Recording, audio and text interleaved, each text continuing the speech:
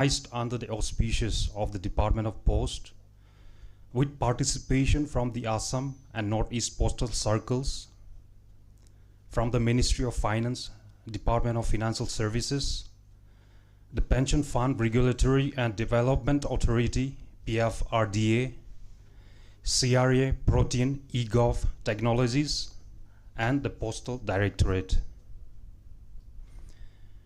We heartily welcome our esteemed guest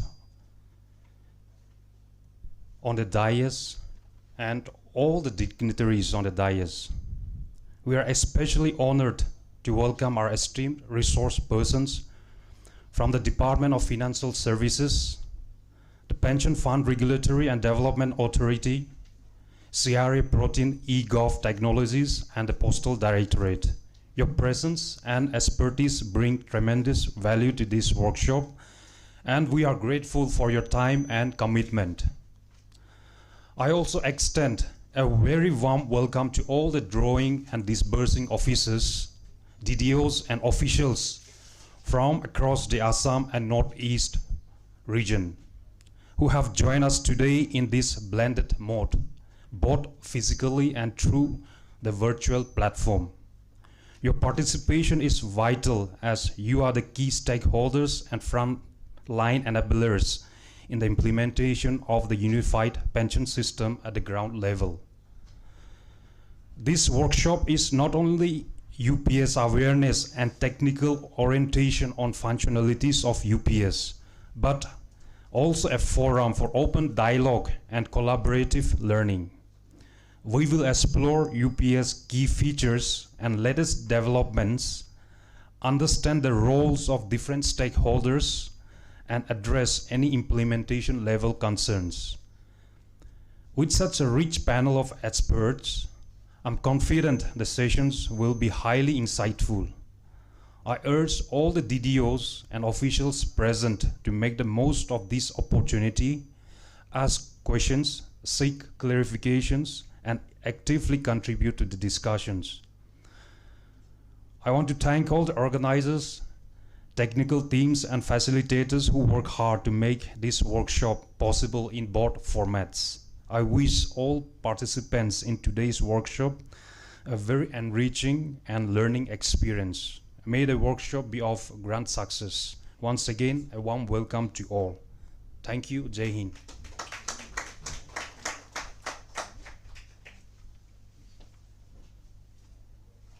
Thank you, sir, for your inspiring words.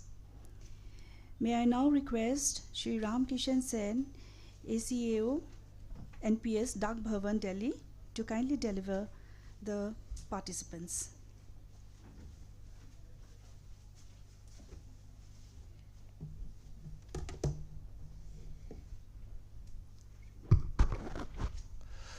Good morning, all the respected seniors and my dear colleagues. Am I audible? It's truly a pleasure to be here in the beautiful city of Shillong for our second regional workshop on Unified Pension Scheme. I want to extend a warm welcome to all of you who are present here either virtually or physically. As we all are aware that Government of India has introduced Unified Pension Scheme from April 2025, I want you all to make a very well informed and aware decision about Unified Pension Scheme. Team PFRD and Team CRA will go in detail about all the nitty-gritties of the scheme and will answer all your queries. I want you all to make maximum of this workshop, engage in this workshop actively, and raise your queries. Thank you all from my side.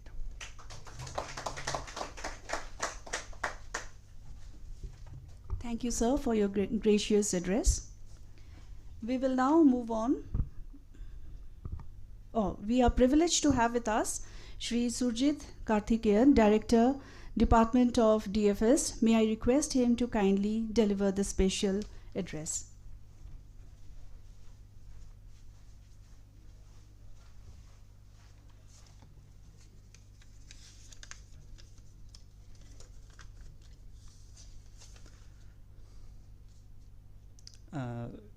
Good morning, everybody. Thanks for the kind introduction. Respected Arvind Verma sir, Colonel Arvind Verma sir, CPMG Assam Circle, Director Postal Accounts and Finance Northeast Circle, Dr. Yo Peter Refia. Chief Accounts Officer from Headquarters, Sri Ram Kishan Sain. Sri Guneet Singh Anand, Assistant Manager, PFRDA. Sri Sunny Gonsalves, Senior Manager, CRA Protean, and all the participants, all the DDOs and POs who are assembled here. So we are in this particular second workshop. So first workshop was held at Mumbai, and this organization of workshop was within a short span of time. And out of the 4 departments, just like to apprise you that there are 4 departments which contribute more than 2/3 of the central government employees, like Department of Post, Railways, Defense, Home Affairs, and Personal also, some to a certain extent. Department of Post contribute around 1,70,000 employees. So our Secretary, Department of Financial Services had suggested that we should reach out to these 4 departments because they constitute about a majority of the central government employees. So this is the main reason we are here. And the first workshop, so very good participation, and it is being accessed online by so many officers, employees also. So that is a welcome step. And Department of Post has been kind enough to organize quickly these workshops, and that too in Shillong. This second workshop we are here. And first of all, Department of Post, especially DDOs, POs, and the directorate concerned in Department of Post, as well as the directorate here in Northeast Circle. So you had done a great work in the sense, in the beginning of the scheme, when the scheme was initially started, there was a lot of applications pending with DDOs and POs. So we had a meeting with our secretary had a meeting with financial advisors of all the departments, where you DDOs and POs are reporting to them. So automatically, because of your hard work, now pendency has reduced to a great extent. Thanks for that, and gratitude to CPMG sir also for organizing this session. And in this particular section, we will have a detailed presentation by PFRDA, followed by Mr. Sunny, Sri Sunny Gonsalves. He is from Protean CRA, and they would be giving a very detailed presentation. And in the last session, we saw so many questions raised by participants, because almost all are aware of the scheme, like DDOs, you all are aware of the scheme. But then certain aspects you may need to have doubt clearing session. So we had a meeting with last month. We had a meeting with all the departments of central government, around 50-60 numbers, around 650-60, and out of that, 12 ministries departments told that okay, they are aware of the scheme, but they need a doubt clearing session. So that also we are planning, and whatever link which is circulated for this meeting, we have also circulated to all those departments. Then for example, any scheme like NPS, which was earlier rolled out in 2004. At that point of time, there was a lot of concerns among the center employees, because how it will go, and in the long run how it will be, whether it would be beneficial. Like state governments also were reluctant to start take this scheme.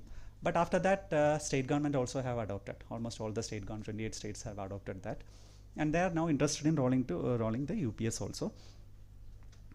In the case of UPS and NPS, these are all schemes for the central government employees. So we are not concerned about, see, we do hard work like anything in the offices, maybe till 8 o'clock, 7 o'clock, but then we are not concerned about ourselves. We should spend at least half an hour every day for our, we should think on our retirement benefits or our personal needs. We have to just focus on that. So any scheme which is rolled out by the central government, like Jan Dhan Yojana, like Ministry of Finance schemes I am aware, so Jan Dhan Yojana, PMSBY, PMJJBY, Adult Pension Yojana. For that we are conducting regular camps, regular meetings with state government, and banks are having meeting with various institutions. But in the case of scheme for the central government, usually we come to know from the social media platform or through press release or something. But then this type of workshop exclusively for us to understand the various components of the scheme, so that we'll be able to do an informed choice. So PFRDA would be covering the detailed presentation, but then I thought 3 or 4, around 10-11 points within a short period I would explain you. During 1993, This is just an example because these all minor issues we may not be aware. So during 1993, there was an option to choose between contributory provident fund and pension. Okay, contributory provident fund, like the present situation we are facing, to choose between NPS and UPS. So contributory provident fund at that point of time was giving good returns, but pension, it was just started, and after a certain point of time, so many institutions like LIC, State Bank of India and several institutions, so most of them adopted contributory provident fund at that point of time, thinking that okay, returns are very good, quite good, 13% at that point of time, 13% returns, interest rates were quite high at that point of time. So most of them chose contributory provident. But on the way forward, after 6-7 years, pension became more attractive. So since I had served in Department of Financial Service, Insurance and few other sectors, now the LIC and other organizations want to choose pension. So they went to court and so many fighting they had done, and at last one more option was given in 1999. So the same situation we are facing now, like NPS and UPS.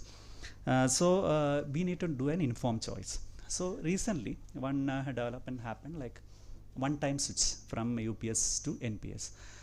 So NPS is offering a compound annual interest rate of around 9.5 till date, and 1 year before retirement. So suppose we choose UPS, and 1 year before retirement we can go back to NPS, or if you are doing VRS at 20 years, we can go back to 3 months before VRS, we can shift it to NPS.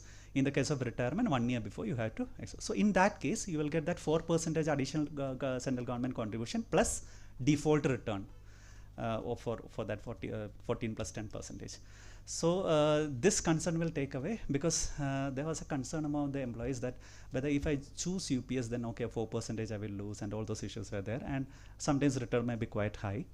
But let me give an example. Long back, our interest rate were quite high in India, and the interest rate is slightly decreasing. In the case of NPS also, it was around 12%, 13%. It has come down to 9.5%. So in the long run, India being in the path of development, maybe after 10 years, see, on the way from Guwahati to Shillong, long back, 10 years back, I visited Shillong. The roads were very bad, and surprised roads were quite good at this point of time. So that shows the development, how the progressive India is on the way to become a Vikasit Bharat. Maybe after 10 years, I don't know how much returns will be there, because in the developed countries like US and France or OECD countries, the returns are very less, like the 3%, 2% interest rate.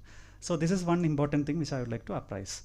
And now for VRS, there is no UPS. There is a concern that okay, after VRS, 20 years VRS is not an option there. So now VRS is going to be an option.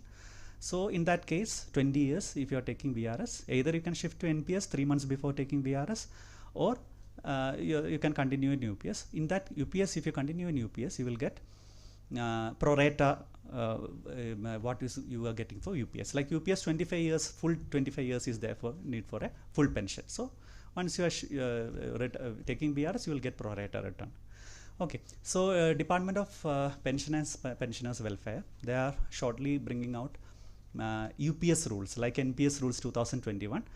UPS role they are bringing out, where they would define what is a procedure in the case of dismissal, removal of the service. Suppose you are retiring before 10 years, what will be the provision? So before 10 years, you will be automatically shifting to NPS. That is what they are proposing in their rules.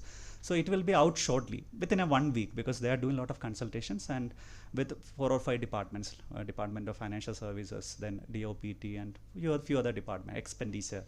So they had 2 rounds of consultation. So we need to ensure that rules, once it is finalized, become perfectly fine. Then dearness relief is another component. In NPS, it is dearness returns component is not there. Okay, so suppose returns are there. Okay, you will get 14% return for 10 plus 14%, and what is the return at that point of time. But this dearness relief is something not there. So recently NPS Trust, I think 2 months back, NPS Trust had released a calculator on their website, where you can insert the figures. All those are based on assumptions, like interest rate would be high, my salary would be growing like this, everything. So based on that, you will get some idea. Okay, so it may show that okay, NPS is slightly better, but with the case of this DNS relief and switch option and the DNS relief component, because our salary gets increased every time, and so due to that the DNS relief is one of the main difference between NPS and UPS. Then lump sum payment, which is neither in old pension scheme or new pension scheme. Like every completed 6 months you will get 10% of the salary plus basic salary plus DA. Okay, so that every completed 6 months means, okay, 1 year it will be 10% of so 25 years means 50 into that particular calculation. So that is not there in old pension scheme, but I'm not telling that old pension scheme is worse than UPS, but then that is one of the added advantage.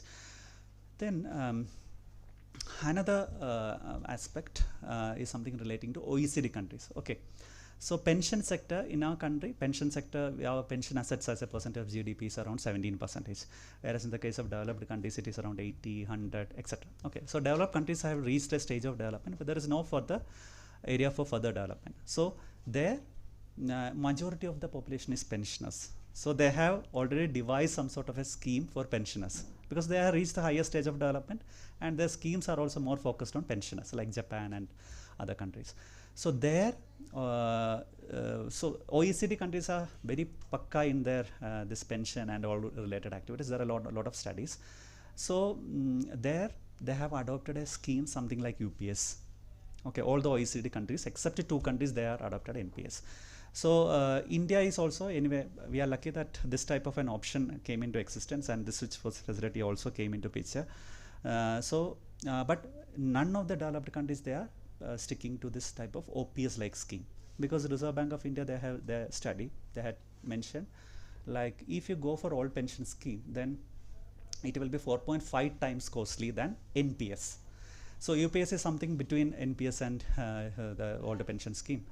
So that anyway, it is difficult to happen, because see, India, if you want to develop further, a lot of resource should be there, and this being one of the fiscal deficit component, I don't think so that OPS will come back again. So this is one important thing. Developed countries, because we usually follow the pattern of developed countries, how they follow. We do so many studies of various developed economies as well as developing, like highly developing economies also, and then we are adopting all this. Whereas in the case of China, it is the pension assets as a percentage of GDP is much less. So I am not quoting about China. So OECD is the best example which I thought of highlighting here. Then see, unified pension scheme, now when it was adopted, okay, after adoption there were so many additions. Like 1993, I told about the contributory provident fund and pension. Pension in the beginning there was no the features were not up to the mark. Then after that it has improved. So I am not assuring that okay, it will be subjected to further improvements, but this is just starting, and already there is a switch option, so it is better to switch to UPS. And India, in the pace of development we are witnessing, we will be, I think within next 10 years we will be a developed economy, and maybe by 2035 or something, so that the returns also, I don't know how much returns, it is subject to this thing. Then past retirees, now my request to, here also I express my gratitude to DDOs and POs. They had done a tremendous work. PFRDA, they had been highlighting in this advertising in newspaper, like past retirees to take the benefits of UPS. So if past retirees take the benefit of UPS, they doesn't lose anything. Okay, lump sum payment every completed 6 months they will get. DNS relief they will get. So anyway, they will not lose anything. Out of 25,000 past retirees, around 9,000 past retirees are opted for the scheme. So I think that is due to the work of all the department, especially DDOs and POs. Because and PFRDA had been doing a tremendous job, because they had done a lot of awareness activity. I am also, from the last session I could understand that, okay, from Mr. Sri Sunny Golsalvas is also there from their side also, because operational lot of issues might be there, like DDOs and POs, they might have a lot of questions to ask to him, like the last session. So they are also playing a very important role. And so I again request, because you might be aware of the past retirees, those who have retired. So please reach out to the past retirees, because this is the right time. We will be, if you reach out, then we will be doing a helping hand to them. And so then tax benefit. Okay, tax benefit recently, government of India had issued a tax that it was a part of the bill, actually income tax bill, which was introduced in the parliament. We want to ensure that, okay, it get released soon, so that whoever is retiring or whatever benefits are given, it is free from tax. So whatever, if all the benefits which was there for NPS is now applicable for UPS, and suppose in the UPS you chose other than default option and you get higher returns, okay, that higher returns also not taxable up to 60% withdrawal. Okay, so that is one added advantage. So then death gratuity and retirement gratuity. This I think all are aware of that. You have the option to shift to OPS. Suppose you passes away during the service, then you can shift to OPS, and gratuity anyway it is there for NPS, UPS, and all the leave encashment, because one of the colleagues raised, okay, whether we will get leave encashment. So it is all separate, and anyway we will get. It is some sort of part of a DOPT rules or something. So that anyway we get. Then for UPS, another advantage is minimum pension 10,000 rupees, because NPS, the concern was that, okay, returns were not up to the mark, and few employees who retired after 10 years, the returns were much less. So here there is an assurity that, okay, you will get 10,000 as minimum pension. And my request to, because see, new joinees in the beginning when they opted for the scheme, at that time, see, NPS, UPS was in the process of development. So whoever new joinees are joining from this day, this particular day, because they usually reach out to DDOs to get the forms and other thing. They usually reach out to you, and you can guide them actually all this. And this is the main purpose of this training, so that whatever, to make an informed choice. We are not forcing them to make a choice, but then informed choice. So at the later point of time, surprisingly, if NPS is offering higher returns, then if you want to take the benefit, then you can shift to NPS. So these are all the recent developments, and DOPPW would be releasing the rules shortly, where they would be talking about how the procedure should be followed before retirement. 6 months, 3 months, 6 months you have to start the process. Like NPS rules 2021, UPS rules also will be out shortly, where the VRS would be covered. Then suppose you are covering 10 years before her retirement, what will be the procedure, everything it would be covered. So this is all. Thank you, the Postmaster, Chief Postmaster General, and Director Sri Peter Raffia, Dr. Peter Raffia, for this particular event. And I thank Department of Post Headquarters also, their director and all the senior officers who gave the opportunity for PFRD and DFS, as also the Protean, to make a presentation and clear your doubts. Thank you very much.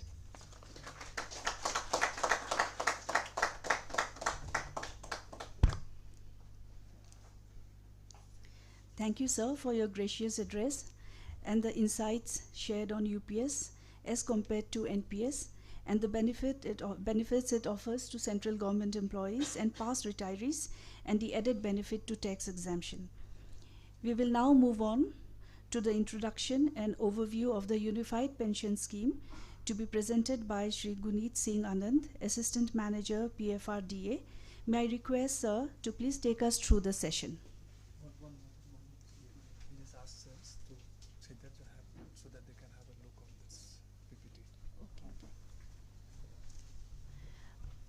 May I request our distinguished guest to kindly take over the seat in the front so that they can watch the PPT presented.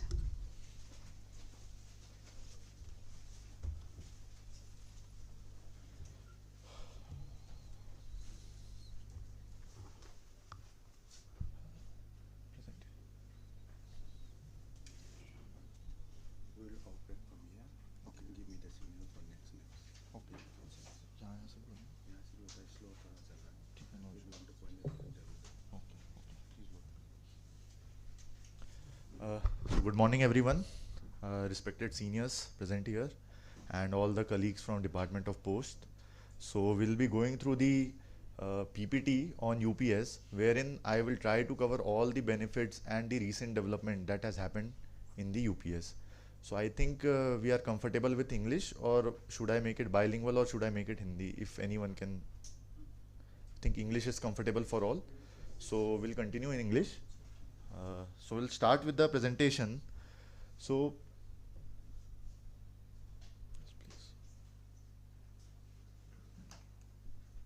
Next slide, please.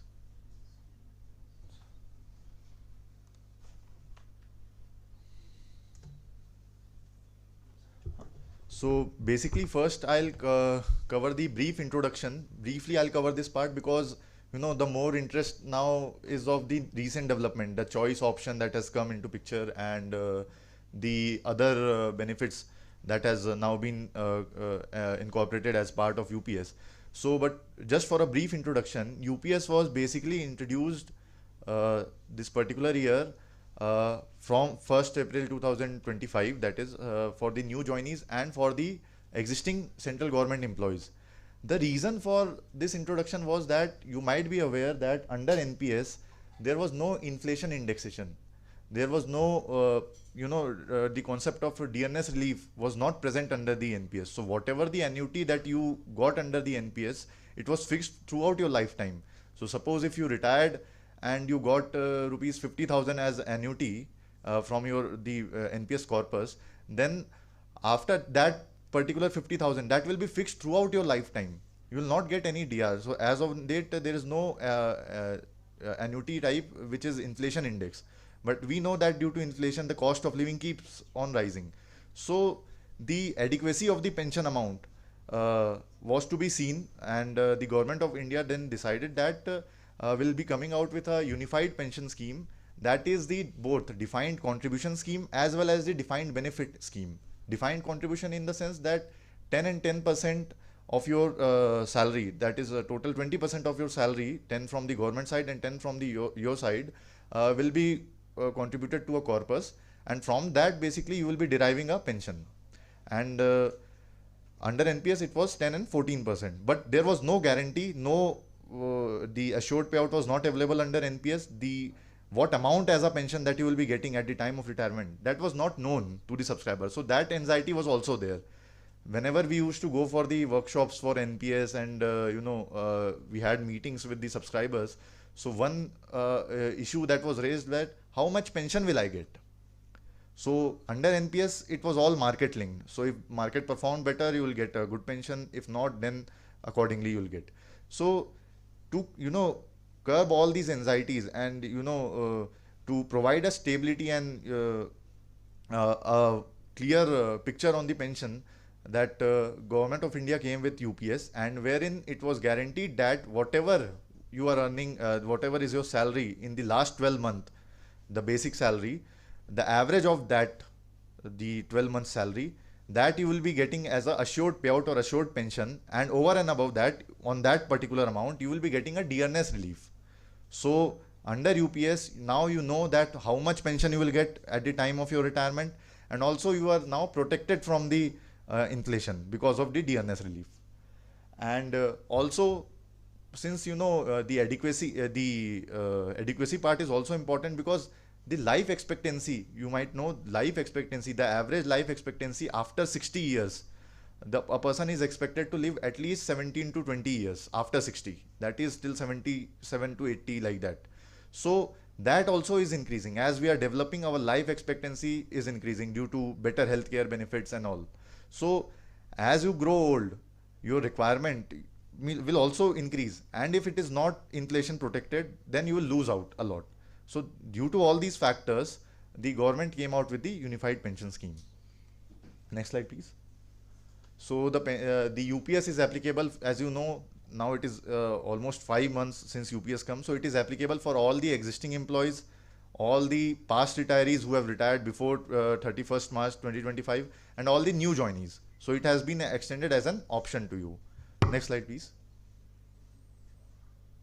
Next. So basically, I would like to talk more about the one-time switch option that has been introduced very recently. See, till now, when we were going into workshop, people were having the anxiety that, whether if I opt for UPS, so how to compare, how much pension if it means under NPS, I might get better returns, and I will have to keep my corpus there in NPS.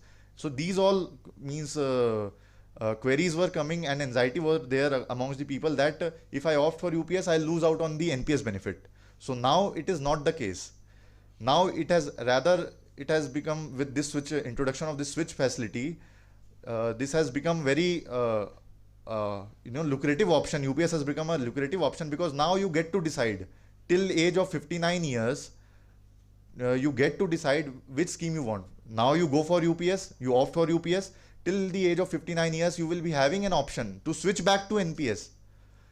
And that too with the additional 4% the contribution, that is the government contribution, where in NPS it was 14%. So you will have that option to switch back to NPS with that additional 4% contribution and the growth and the returns, basically whatever you have got in that under NPS. So with introduction of these option, it is now a no-brainer for anyone to opt for UPS, because the reason is, see, at the time of retirement you are better equipped to judge what is your family condition, what is your whether you want the corpus part or you want the assured payout part. So suppose if I'll just take an example. If at the age of 59 you have a well settled family, your spouse is well, and your the children, they are earning well, so you have an option that you can go for UPS, because that will give you a assured payout.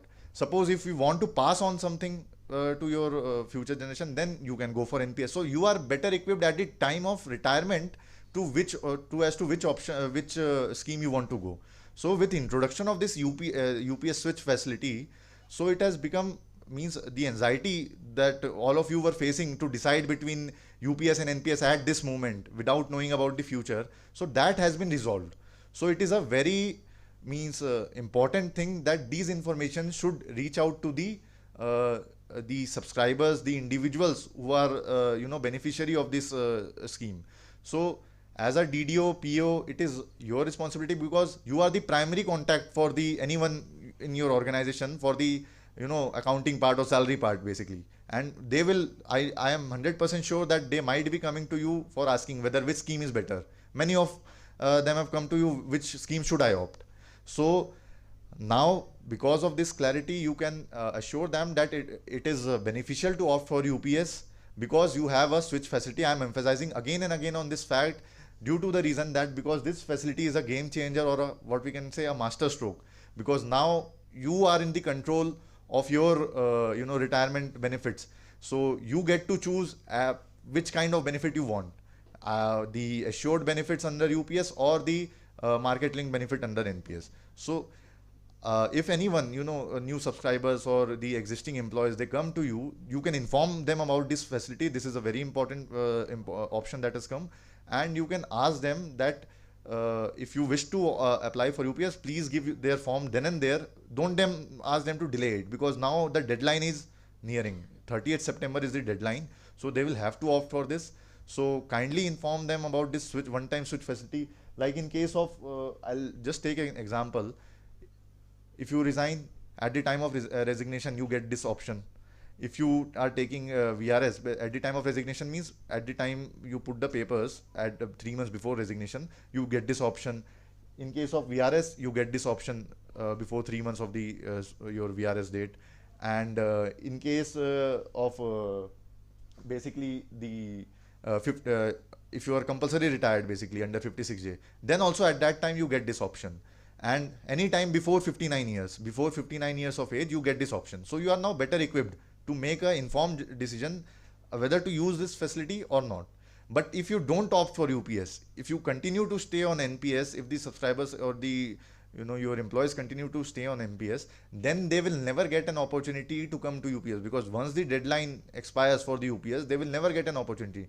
Like Surjit sir has also indicated that in 1993 some contributory pension scheme, contributory PF and the pension scheme option was given, and many states chose to stay in the contributory PF part.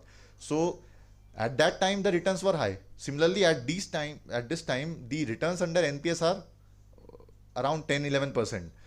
But it may not be the case in future.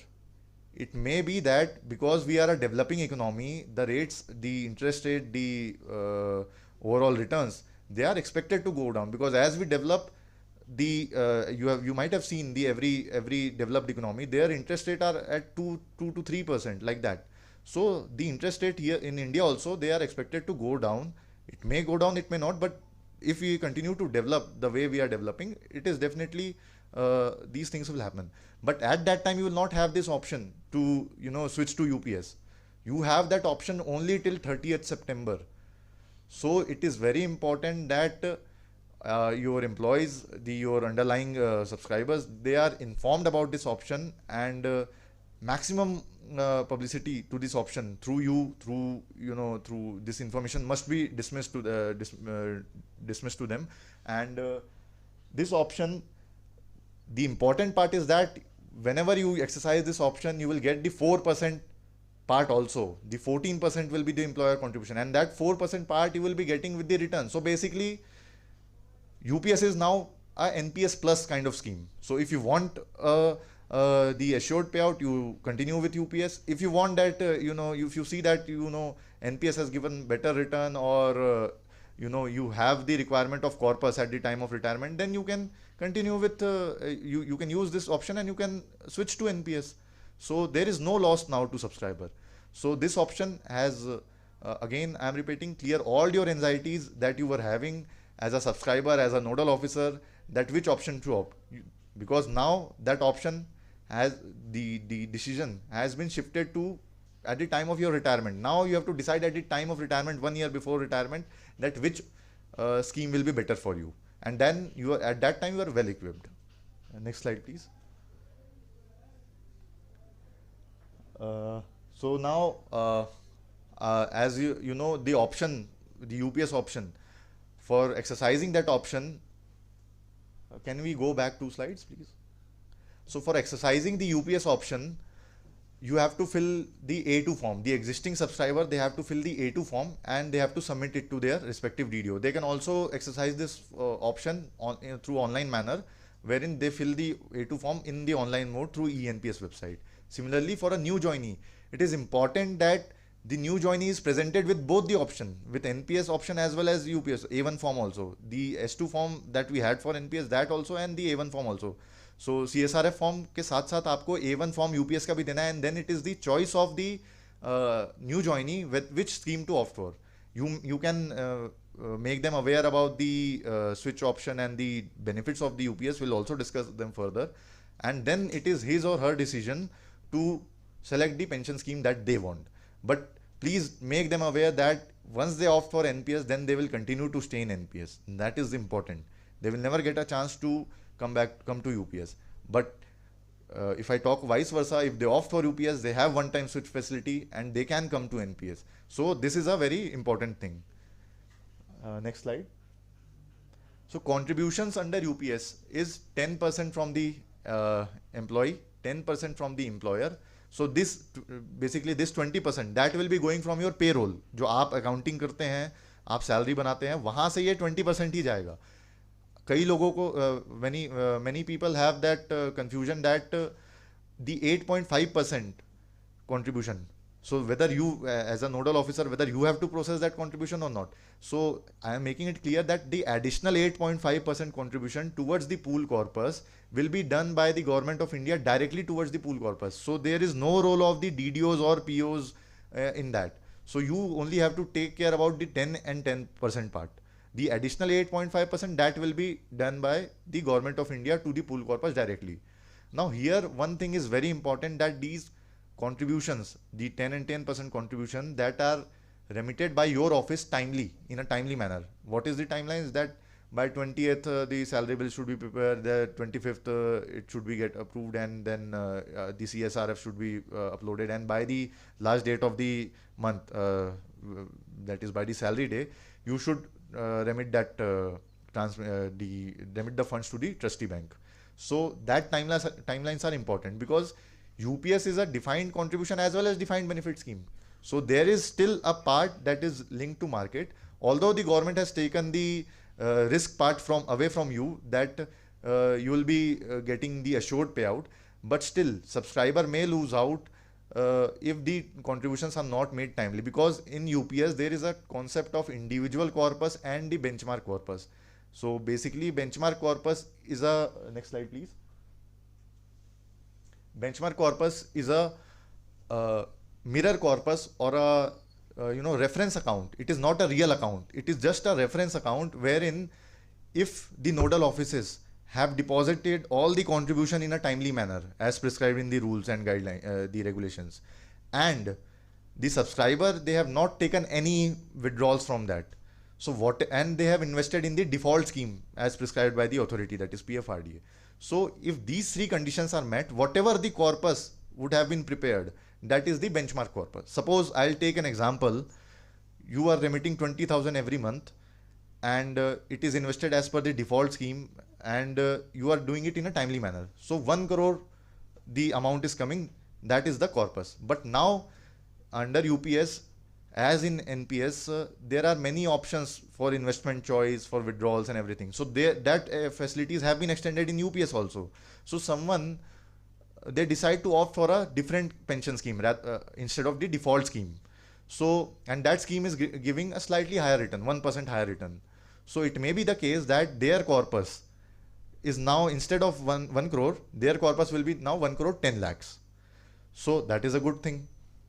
So under UPS, you know that there is the excess over the individual corpus and benchmark corpus that will be paid to you as a one-time payment. So that 10 lakh will be paid to you directly. So that will not means that is an additional part, you can say. But suppose the case may be reverse also. The nodal offices, they have not uploaded the contributions in a timely manner. They have bunched up, means after uploading the contributions after 2 to 3 months and remitting the funds delayed in a delayed manner, and due to which the subscriber corpus comes down. It is now 98 lakh rupees. So subscriber is now facing a loss of 2 lakh rupees, and in these cases what will happen, his assured payout will decrease proportionately. So that is the concept. So it is very important that the contributions are uploaded in a timely manner. So now coming to individual corpus. So under individual corpus, that is the real corpus. That is what the way the investments are being made into the market. So the subscriber, they have all the features and benefits that were applicable under NPS. So they have all the pension fund managers who are allowed to operate under NPS for the government sector. They have all the scheme preferences, investment choice that is allowed under NPS. So they have all the options. So that basically constitutes the individual corpus pass. You can withdraw, you can make a partial withdrawal 3 times, and at the time of retirement you can make a final withdrawal. So we'll come to the now benefits of the UPS. Next slide, please. Next. So coming to next. One more. Yes.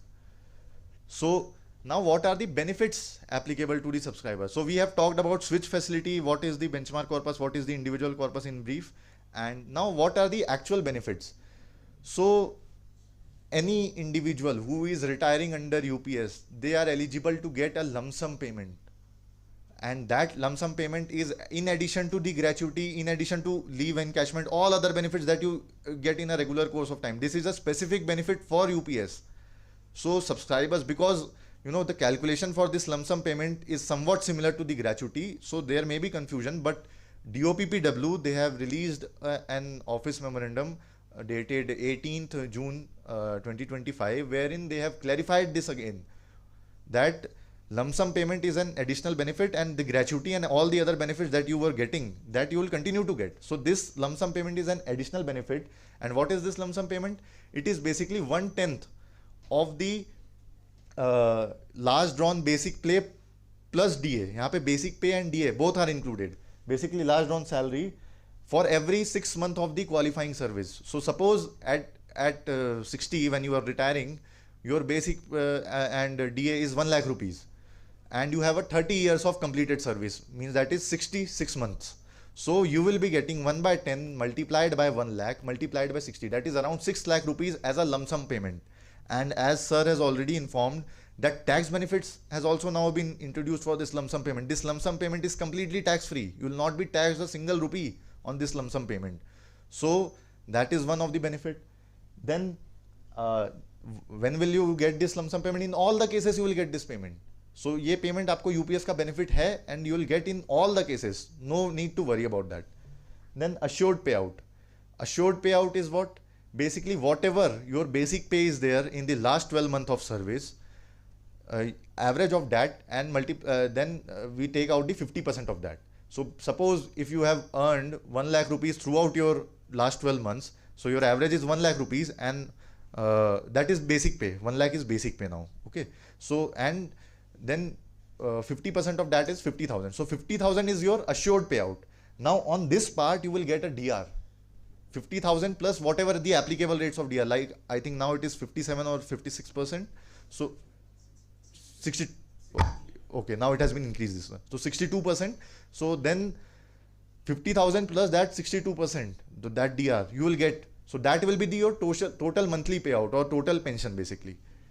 And suppose in case that the chances are very less that this will happen, in case your monthly pay, your assured payout is coming less than 10,000 rupees, then the government is guaranteeing that you will get at least 10,000 rupees no matter what your assured payout is coming. If it is less than 10,000, then you will get 10,000, and on this 10,000 rupees you will be getting DR. So it is not actually 10,000, it is 10,000 plus DR. So it will be far high. At present it will be around 16,000 if I take the present DR rates. So that is the minimum pension that is being guaranteed. So minimum pension, this is very important, because I think in post many people they have are in the grade C and other cases. So these benefits, this you need to pass on to them this information, that there is a minimum payout also. Under NPS this was not the case. Under NPS whatever your corpus used to generate and the applicable annuity rate that were available at that time, you used to get a pension from that. So you might have heard or listened and read in the newspaper that under NPS pension is coming 4,000 rupees, 5,000 rupees. So that may be partially due to the service period is less and the corpus was not enough to generate a higher pension. But here if such kind of situation arise, there is a minimum guaranteed payout. So that is important. And then as I informed, if your individual corpus, if you have exercised the investment choice, or if you have done some voluntary contribution, if your individual corpus is greater than the mirror account, that is benchmark corpus, so whatever the amount that is, whatever the greater amount, in our case what I explained with the example, that is 10 lakh rupees. So 10 lakh rupees also you will get. So lump sum payment, this 10 lakh rupees, so this you will get a one time payment. Now this IC over BC, this amount that is 10 lakh rupees, now it is tax free up to 60%, that is 6 lakh will be tax free. So now recent amendments have come in the Income Tax Act, and wherein this has been clarified there. And final withdrawal. So suppose at the time of retirement you are in the need of money, and you want, suppose many in cases of the government employees, they generally go back to their hometown, they build a home there and all that. So you need some cash at the time of retirement. So final withdrawal, up to 60% of your total corpus. Suppose your corpus is 1 crore rupees, you can take out 60 lakh rupees tax free as a final withdrawal under UPS. It was available in NPS also, same has been available, and it is also tax free. So you will get us up to 60% withdrawal as a final withdrawal. What will happen in this case? The thing is your pension will reduce proportionately. If you are taking out 60%, your pension, whatever amount you were supposed to get, it will reduce by 60%. And then in case of an unfortunate death of the subscriber, the legally wedded spouse, as on the date of superannuation, the legally wedded spouse is eligible to get the 60% of whatever payout you were supposed to get. Suppose you were supposed to get a 50,000 plus DR payout, so 60% of that is 20,000, that is 30,000 rupees and applicable DR, that will be given to your spouse also. So family payout option is also there. And DR I have already explained. Apart from all this, can we go to next slide? So these were the benefit for the retirees who are after introduction of UPS, who are retiring after 1st April 2025. But many of our subscribers, they have retired before 31st March also. That is past retirees. Sir has also emphasized on that for past retirees, UPS option, they should come out and fill the form, because whatever the annuity they were getting under NPS, they are getting. So no need to pay back any money. And whatever the monthly top-up amount, according to what I have said, the admissible payout, whatever the amount, additional amount, the difference amount, they will get as a monthly payout or monthly top-up amount. So for them, they don't have to deposit any money. They will only get additional benefits like lump sum payment and the difference monthly amount, and the family payout and DR and everything, and all along with all this, the areas also from the date they have retired till date the UPS benefit have been accrued to them. They will get all the benefits as a areas, and on that they will also get an interest as per PPF rates. So for them, it is a very good option, because they will get a huge interest, they will get additional benefits of lump sum payment, monthly top up amount. So for them, because you as a nodal office being PO, DDO, and you are interacting with them. I think they have retired from your office. They might have been your colleagues only. You might have worked with them. So it is your responsibility that you should inform them that that they are eligible for the additional benefits, and they should come forward and claim those benefits by filling the B1, B2, B2, B4 or B6 form, whichever is applicable. Suppose in case, I'll take an example here just to explain the benefits. Suppose someone was getting a annuity of rupees 20,000 under NPS. Okay, he has taken the withdrawals of 60% and everything. Now from the 40% amount, he is getting the annuity of 20,000, and he has taken the annuity with return of purchase price. That is, suppose if we take again 1 crore rupees example, 40 lakhs have been now utilized for the purchase of annuity. 60 lakhs it was taken as a lump sum withdrawal by past retiree. So now this 40 lakhs is fetching him an annuity of rupees 20,000 per month. And what I explained that under UPS, whatever your this payout will calculate, and suppose it is coming 25,000 rupees and applicable DR 25,000 assured payout and whatever DR. So now this 5,000 rupees and DR on all the 25,000 rupees, so that will be his the difference between that will be his monthly top up amount. So suppose DR is again 60%. If I take that calculation, then around 40,000 it is coming, approx 40,000. So 40,000 he was supposed to get under UPS if he would have stayed under UPS, and under NPS what he is getting 20,000 rupees. So 20,000 rupees difference is coming. So for that difference he is eligible, and that difference will be paid from the date of retirement. So you calculate that difference, the areas, and apart from this, whatever lump sum payment we discussed, the 6 lakh, 10 lakh rupees, that he will get. So in all, he is only having benefits. He don't have to pay anything, don't have to give a single rupees to the PFRD or to anyone, and he will be getting these benefits. So it is very important that all the past retirees, all the 22,000 of them, they should opt for UPS. So, and suppose in case he is not there, he has demised, but his spouse is there. So his spouse, whatever amount was accrued to him, his spouse is eligible to get that amount along with interest. And then thereafter, since his demise, the eligible family payout, that is 60% of the payout that he was guaranteed. So that also his spouse will get. So this is a very big amount. If we have done some rough calculation, it comes around 15 to 20 lakh for a person who has retired in 2022 with a normal 70 to 80,000 rupees salary. So that is a 15 to 20 lakhs rupees lump sum payment and everything, including areas and everything. So that is a very big amount. One time payment you will be getting, and all tax free. So kindly, inform your past retirees that they should come out and opt for this UPS scheme. Next slide, please. Now, the next slide we have discussed already. Next.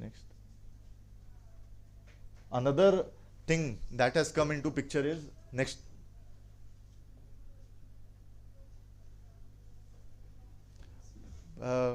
Keep going. I'll tell when to stop. Next.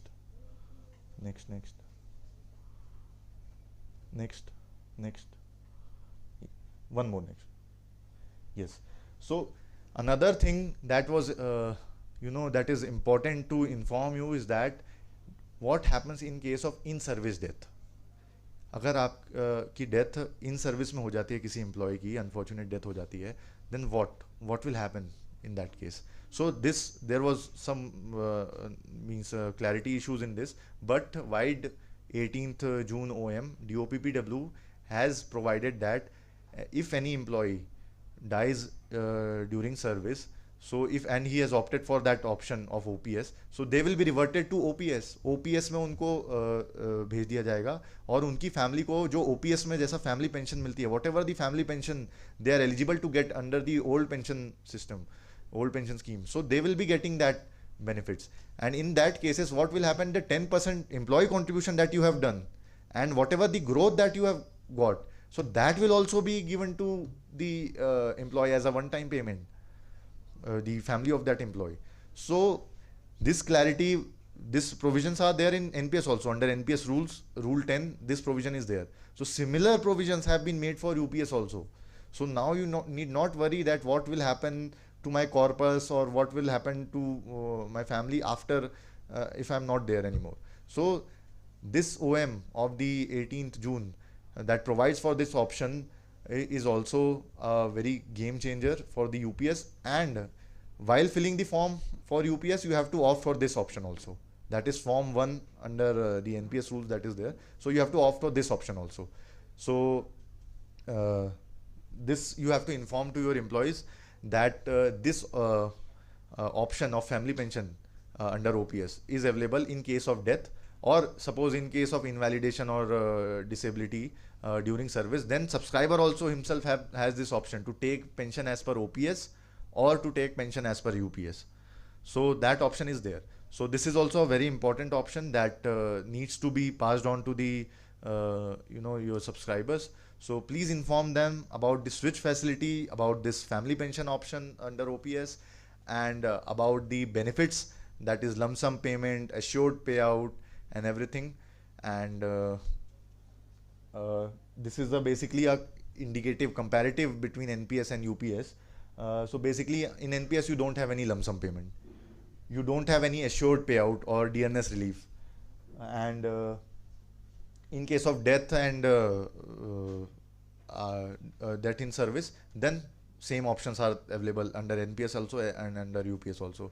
But after death, the family payout to the spouse, that option is not available under NPS. It depends on the type of annuity you purchase. But here your spouse will get a 60% of the payout. So that is also there. So this is the basically about UPS and NPS. So I would like to invite any questions, if any. So we can take questions one by one. All your queries, all your doubts you can ask here. This is the right forum to clear all your doubts. And you might be getting some queries from your subscribers also. If you have them, you can raise it to us. So I am here to answer. Please. Thank you.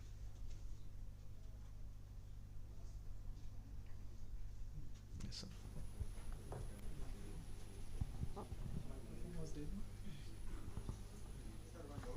Yes.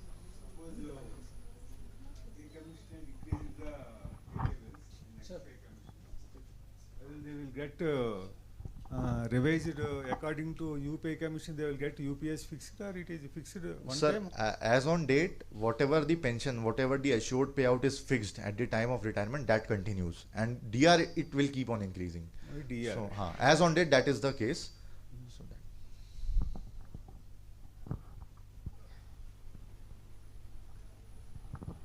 Sir, in NPS, there is a deferment of while we retire on 60, there is deferment of payout we taking. This is the option is in UPS also? No, since in assured payout is applicable as you start from 60, you will start receiving your pension. So that option is at present not applicable in UPS.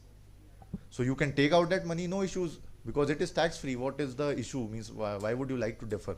Sir, if we are withdrawal 60% Yes. in UPS, if market is down on retirement, then Okay. So no, at present that option is not there. But maybe because scheme is still evolving. You might have seen in last 5 months so many developments have taken in and around UPS. So what I would suggest, you have always have a switch facility to revert back to NPS. So at that point of time when you have to actually make decision near your retirement, you at present you can opt for UPS, and at the time of retirement you can decide what to do basically. So switch facility is available, so you can take the benefit of that facility and accordingly decide at that time.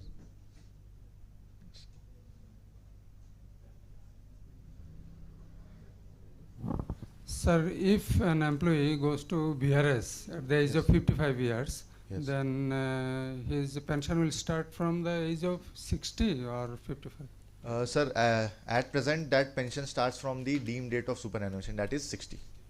Yes.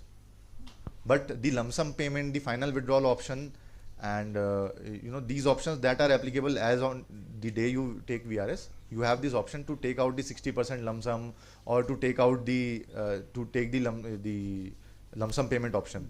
So that option is there, and also you have that option of switch. So switch option is also there. If you want to revert to NPS, you can revert to NPS. So that option is also there. Okay, sir. Thank you. Sir, in that case, suppose one goes to BRS and at the age of 50, so then he or she have to be wait for 10 years. Yes, for the payout part. Yes, yes. But for final withdrawal, for lump sum payment, they can get immediately. Then how it will be calculated regarding IC and VC? Because after 10 years, so how it will be calculated? At the date you are taking VRS, at that time it will be freezed. Whatever the pension amount, that will be freezed, but you will get that amount at the age of 60 with applicable DR. On the date of BRS, he or she will get only lump sum and gratuity. Lump sum, gratuity, and final withdrawal option also. There is a maximum 60%. Maximum 60%. That you can take. And payout, he has to be wait for 10 years. For the payout part, he has to wait till the 60. Okay. Okay.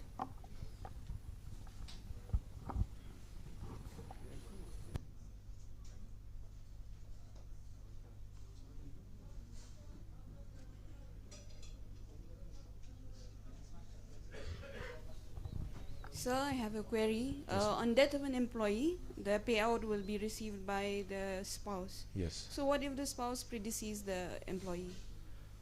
Ma'am, in such cases, at present, the benefits under UPS that are applicable only to the spouse.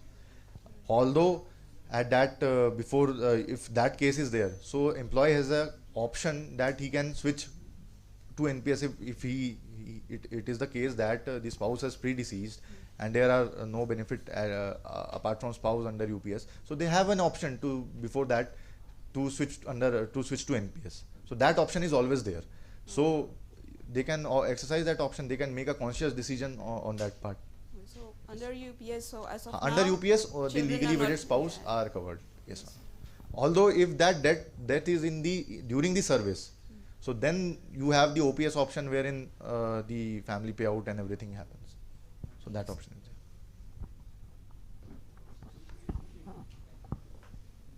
Good morning, everyone. I just wanted to add, like her only, regarding this family. Suppose someone is a single parent like me, a single mother. So what will be the outcome? See, ma'am, that only I'm telling. If you are aware that you don't have a legally wedded spouse, either due to death or due to being a single parent, then you always have an option to switch to NPS. You will get all the benefits of the NPS basically. And under NPS there are annuity types which will suffice for your children and everything. So you have that option. You can make a conscious decision. If you want to opt for UPS, you opt for UPS now. And if you feel that such case is there, or if such case may arise in future also, so you have that option. Make a conscious decision. You can go back to NPS. You will get all the benefits along with differential 4% growth and everything. So that option is always there. Sir, do we have the enhanced pensions option available in this UPS? No, at present such option is not there. See, what I would like to say is that any scheme that comes, it evolves over the period of time. Like NPS, it has come, it evolved over the period of time. New choices were made applicable. Like in 2019, the contribution was increased, the investment choices were made available, and then in 2021, CCS rules, NPS rules came in. So similarly, that evolution will happen for UPS also, for sure. So, but if you miss out the deadline of 30th September and you don't opt for UPS, then you will not get a chance to come to UPS. In any case, you are opting for UPS, you always have a choice to switch back to NPS with this one-time switch facility that has been introduced recently. So what I would suggest is that you always, the features of NPS, the present features of the UPS. So you opt for UPS if you feel so, and then if you feel that at that time, NPS will be more beneficial for you due to any reason. So you switch to NPS. So that is the case. But if you don't opt right now before 30th, then you will never get a chance to opt for UPS. That is the case.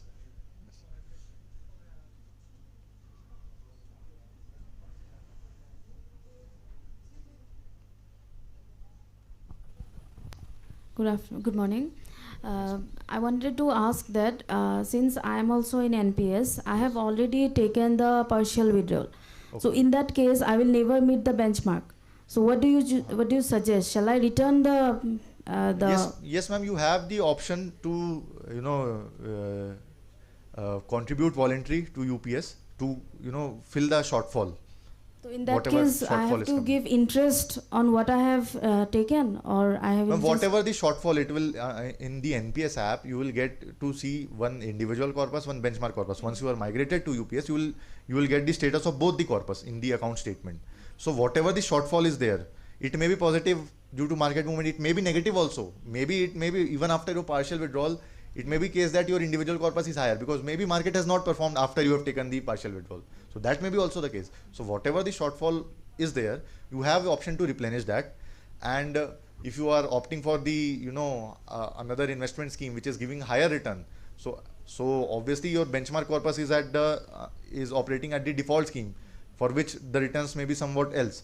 And if your scheme is giving a higher return, so then there may be a case where you need not to fill any shortfall also.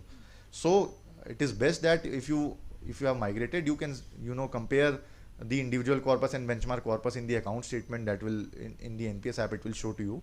And if you feel that there is some shortfall, you can replenish that at this moment of time or at any point of time during your service. Thank you.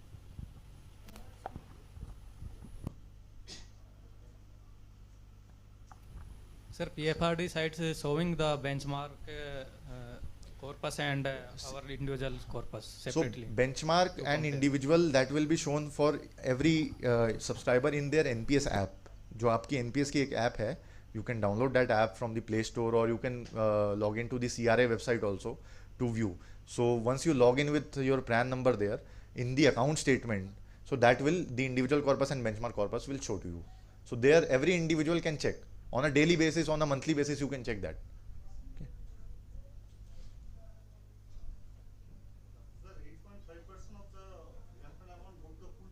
Yes. How it will affect?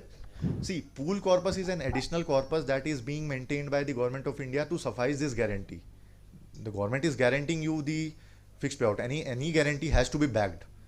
In a prudent accounting terms, any guarantee has to be. So pool corpus has been created for that guarantee. So at the time of your superannuation, whatever the amount after you have taken final withdrawal and everything, whatever amount is your left, in NPS it used to go into annuity. Here it will go to the pool corpus, and from that pool corpus you will get the pension, and that pool corpus is being managed by PFRD and operated by the government. So in that government is contributing the additional 8.5%. It is for the guarantee.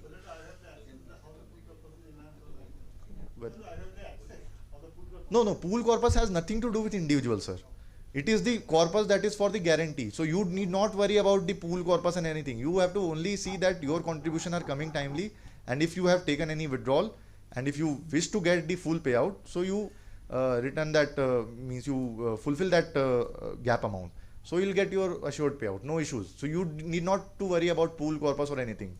You only have to see that you are getting a fixed pension at the age of at the time of retirement, that is 50% of your last 12-month basic salary, and on that you are getting DR. So that is the only thing as a subscriber you need to be concerned about. Sir, good morning, sir.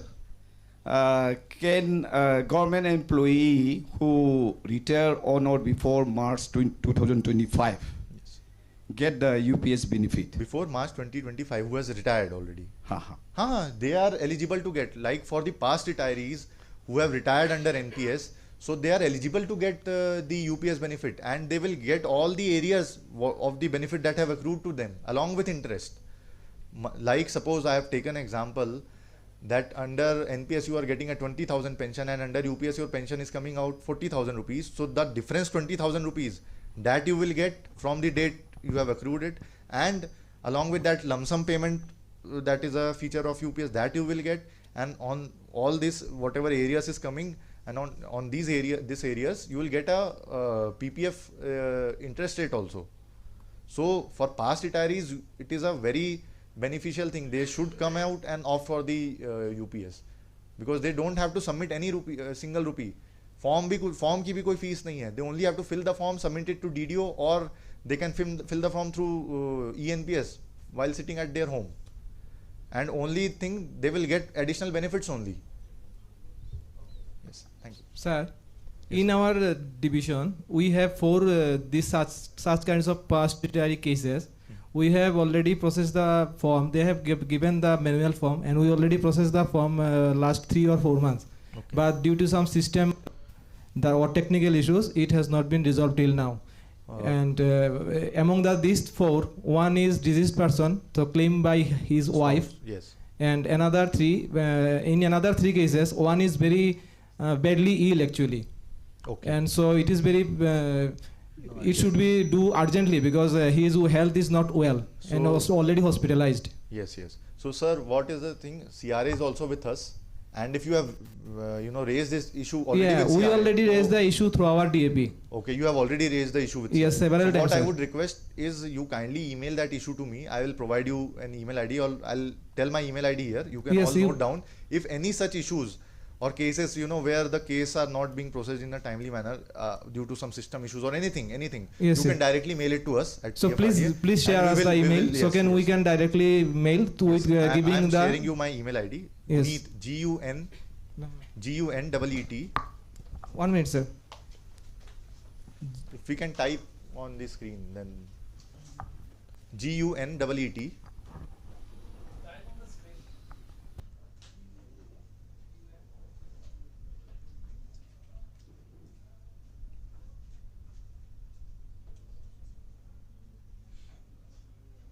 GUNEET dot Anand, ANAND. I don't have access for that keyboard.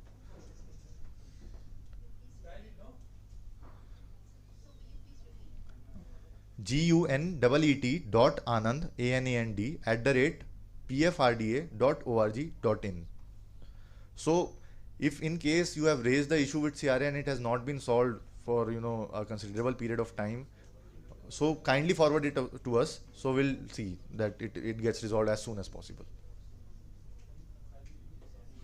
Guneet, GUNEET, Guneet dot Anand, ANAND. Sir, just share to me in my WhatsApp. I will Okay, share. I'll share to you. After this session, I'll share. You can then share, or okay. Guneet dot Anand @pfrda.org.in. Yes, PPT I have already shared with sir. I will do that so they one. can circulate it amongst all the participants.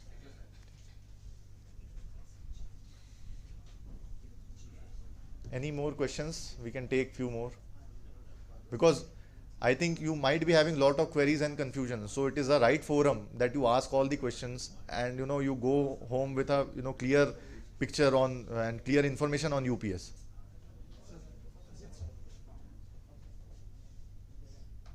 .org.in. Yes. So any more questions?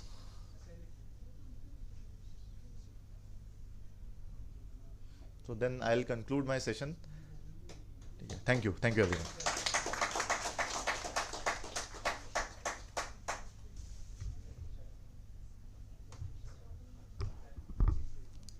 Thank you, sir, for the insights shared.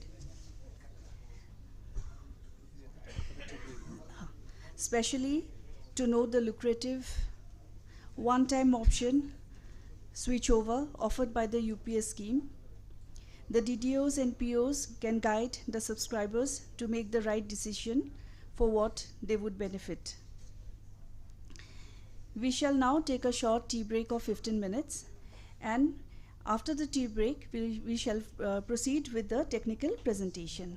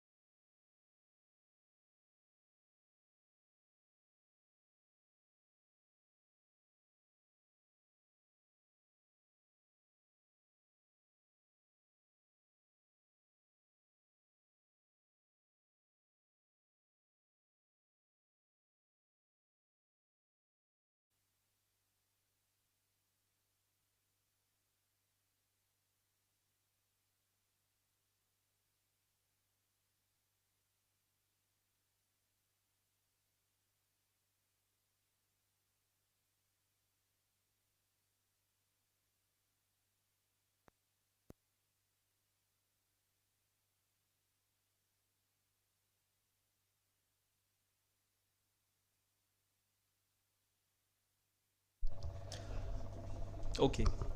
Uh, Good morning, all. Myself, Sunny Gonsalves from Protean Ego Technologies Limited. First, I would like to give thanks to all the participants who have gathered here, the Department of Post who have been conducting this workshop, Dak Bhavan for organizing this workshop, the officials from the DFS and from the PFRDA who have gathered here. Till now we have seen there is a one-time option which has come into a picture in a case of UPS, and now it is most important thing that we'll have to enable that option, because if we don't opt the UPS option, we won't be able to get a second chance. Okay, and the deadline is also approaching. So if we opt for the UPS option, we would be having an option at the time of retirement, whether you would be having an two option. If you want to go with the UPS, you can go ahead, and if you think that NPS would be more beneficial for me or for my family, you can come back to the NPS.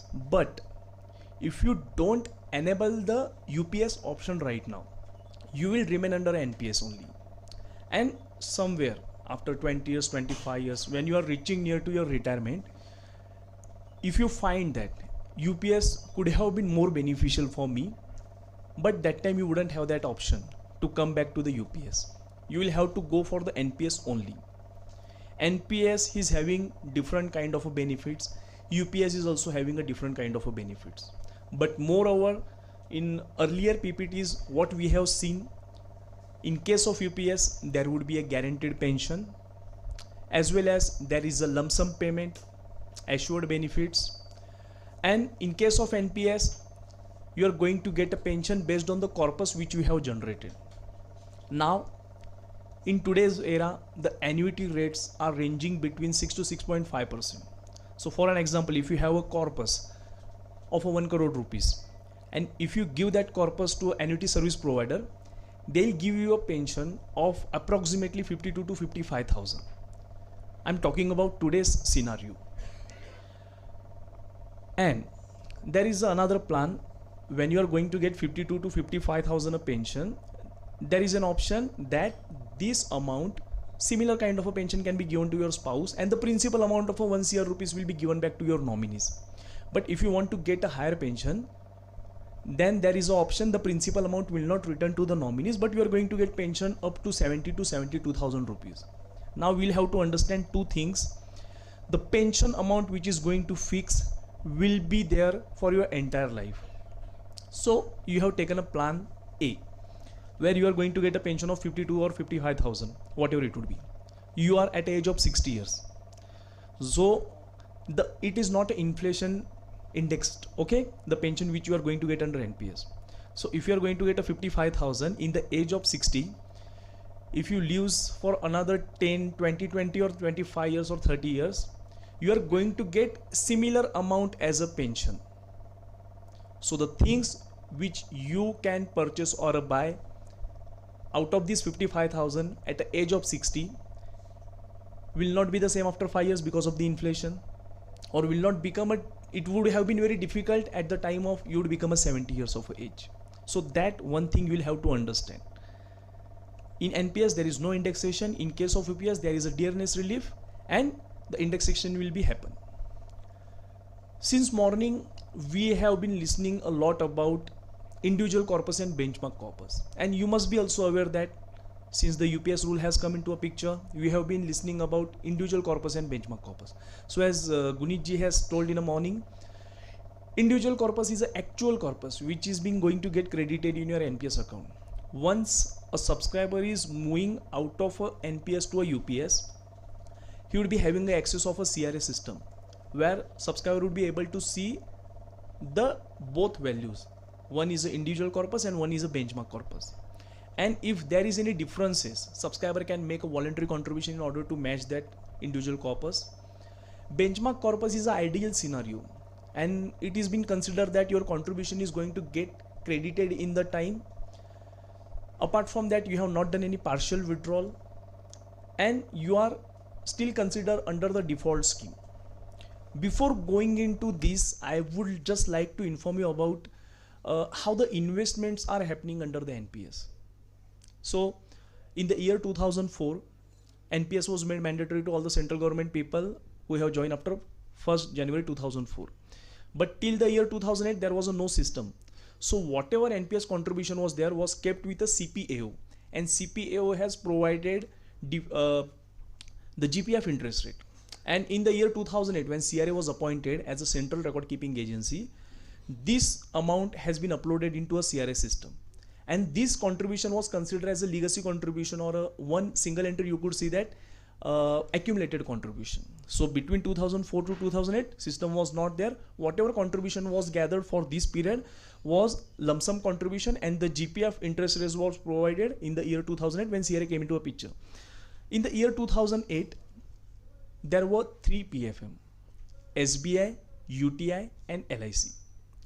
These 3 PFMs were considered as a default PFM, and whatever contribution is going to get credited are going to get distributed equally in these 3 PFM. Now, when these 3 PFMs were appointed, the net asset value was decided, NAV, which is called as a NAV. So the NAV was decided as a 10 rupees in the year 2008. So what happens if any subscriber whose contribution was uploaded 100 rupees in the year 2008, तो उसको 10 unit मिलेगा क्योंकि NAV का value 10 था. Whatever contribution amount is going to get credited divided by the NAV is equal to number of unit, and you are going to get that units in your NPS account. Whenever you do check your transaction statement, you will be able to see that the units are going to get credited in your NPS account, and whatever accumulated units you do have will be calculated as per current net asset value, current NAV, which is equal to your total corpus. So NAV, which was there in the year 2008, was decided as a 10 10 10, and the NAV keeps on increasing. Now the NAV value has reached beyond 45, or it's near to 50. So the 100 rupees which was uploaded in the year 2008, subscriber has got 10 units. These 10 units are constant. Now in the year 2025, if we multiply these 10 units by the current NAV, the corpus would become 500 rupees. So why I'm emphasizing on this point is what?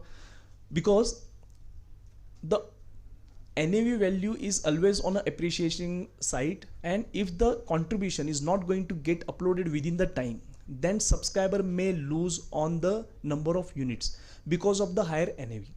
So for example, in the year 2008, if the contribution was not uploaded, subscriber did not receive any units, and somehow PO came into light that the contribution was supposed to be uploaded in the year 2008. Now we are in the year 2000, for example 2012, where the NAV value has reached to 20 rupees.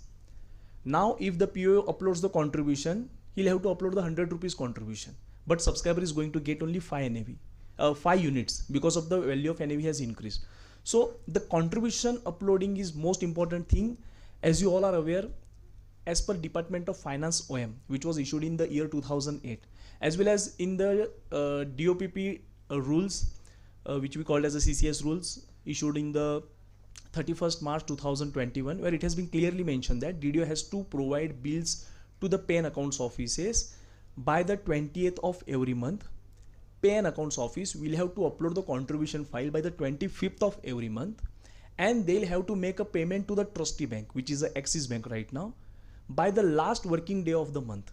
So what will happen if you're going to make a payment by the last day of the month or the working day of the month? The subscriber is going to get NAV on the 1st or on the 2nd or on the 3rd of the next month. So this is the standard practice which has been implemented, and based on that, your benchmark corpus is going to get calculated. If the contribution is going to get uploaded within the time, and the NAV of that specific month will be considered, and your benchmark corpus will be calculated. However, now there would be a case if the contribution is not uploaded within the time, there may be some PO who is uploading contribution at irregular intervals. So there may be a differences. Subscriber would be able to see there is a difference between his individual corpus and benchmark corpus. Then in such cases, now the DOPP rules will be coming into a picture. The responsibility will be fixed on the concerned official who has delayed this contribution. So that's why it is mandatory that contribution needs to be uploaded within the time. Now this is the scenario.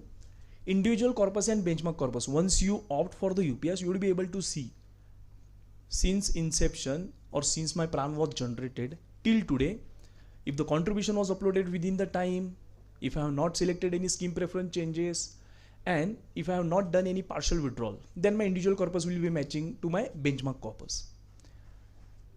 And if there is a mismatch between your individual corpus and benchmark corpus, then it is assured that your contribution was not uploaded within the time, or you have done the partial withdrawal, or there may be some missing contribution. Now come to a scenario at the time of withdrawal. If your individual corpus is greater than benchmark corpus, then it would be beneficial for you, because whatever extra money you have generated, you are going to get that as a lump sum. And if the individual corpus is less than benchmark corpus, then what will happen? There would be two options for the subscriber. The deficit subscriber will have to pay in order to get the full pension, or the proportionate basis, the contribution or the pension amount will be decreased. Now moving to the next slide. Okay, these are some examples which I'm going to give you. We'll have to see this clearly. These are some examples where a subscriber who have completed 30 years of a service and opted for the UPS. Now the subscriber is going to retire. 30 years is considered as 360 months. Now the basic pay of a subscriber is 45,000.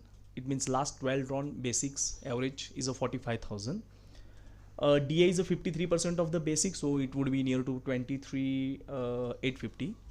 Before coming into it, see on your left side, there is a one formula, 1/10 of my basic plus DA into number of half year services which I have completed.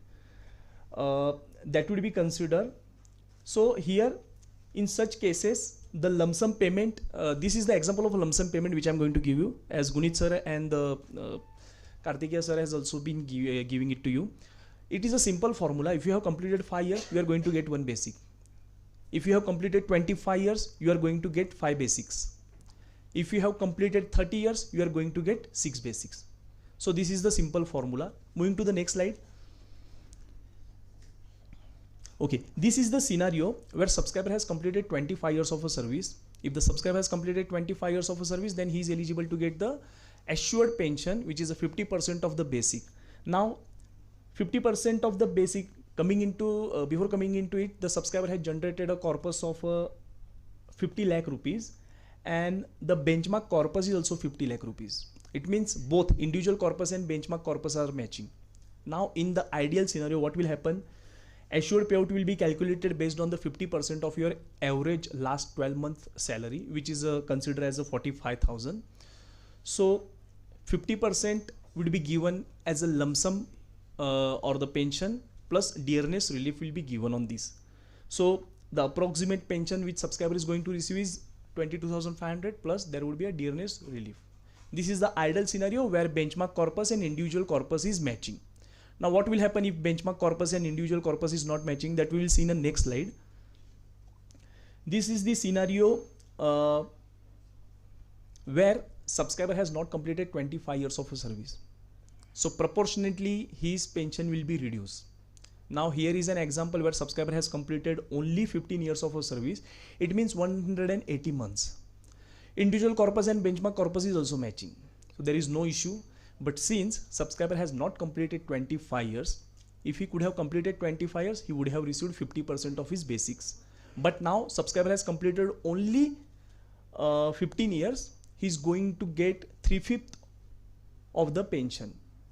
In ideal scenario, 25 years needs to be completed, but he has completed only 15 years. So what will happen? 50% of average of my last 12-month basics into service. Service means 180 months divided by 300 months. 300 month has been considered as a 25 years of a service, and any service lesser than 300 months will be proportionately decided. So here subscriber has completed only 180 months, so the pension amount would be coming as a 13,500, plus there would be a DR relief. Next slide.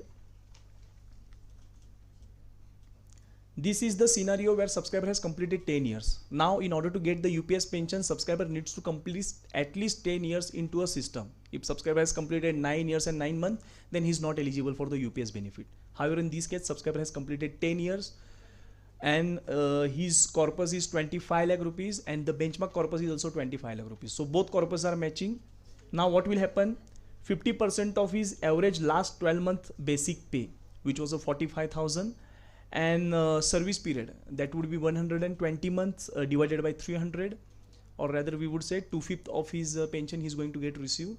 Now as per the calculation, subscriber is eligible to get 9,000 as a pension, but as government has given a guarantee, if you have completed 10 years of a service, whatever would be the calculation, you are going to get 10,000 as your pension, and there would be a dearness relief also. So in this case, as per calculation, subscriber was about to get 9,000 as a pension, but due to this rule, subscriber is going to get minimum guaranteed 10,000 as a pension. Next slide. Okay. Now this is the scenario where individual corpus is lesser than benchmark corpus. In the past, your contribution was not uploaded within the time, or there was some missing contribution, or there was a subscriber who has done the scheme preference changes, and because of the scheme preference changes, subscriber has received a lesser return compared to the default scheme, or there may be a possibility that partial withdrawal was done by the subscriber. So because of that, my individual corpus is 45 lakh rupees. However, as per the ideal scenario, my benchmark corpus is a 50 lakh rupees. So there is a difference of 5 lakh rupees. Now what will happen? I'll have to compensate that 5 lakh rupees by doing a voluntary contribution in order to get full pension. If I'm not going to make that contribution, then my pension will be reduced as per proportionate basis. So here, subscriber was supposed to get 22,500 as a pension. That's what we have seen in the earlier examples, but due to deficit, subscriber is going to receive a pension of approx 20,250 rupees, plus there would be a DR. Next. Yes, this is a scenario where partial withdrawal was done by the subscriber. As you all are aware, in case of NPS, partial withdrawal can be done by the subscriber if subscriber has completed 3 years of a service. In the 10 years, subscriber can do 3 partial withdrawal.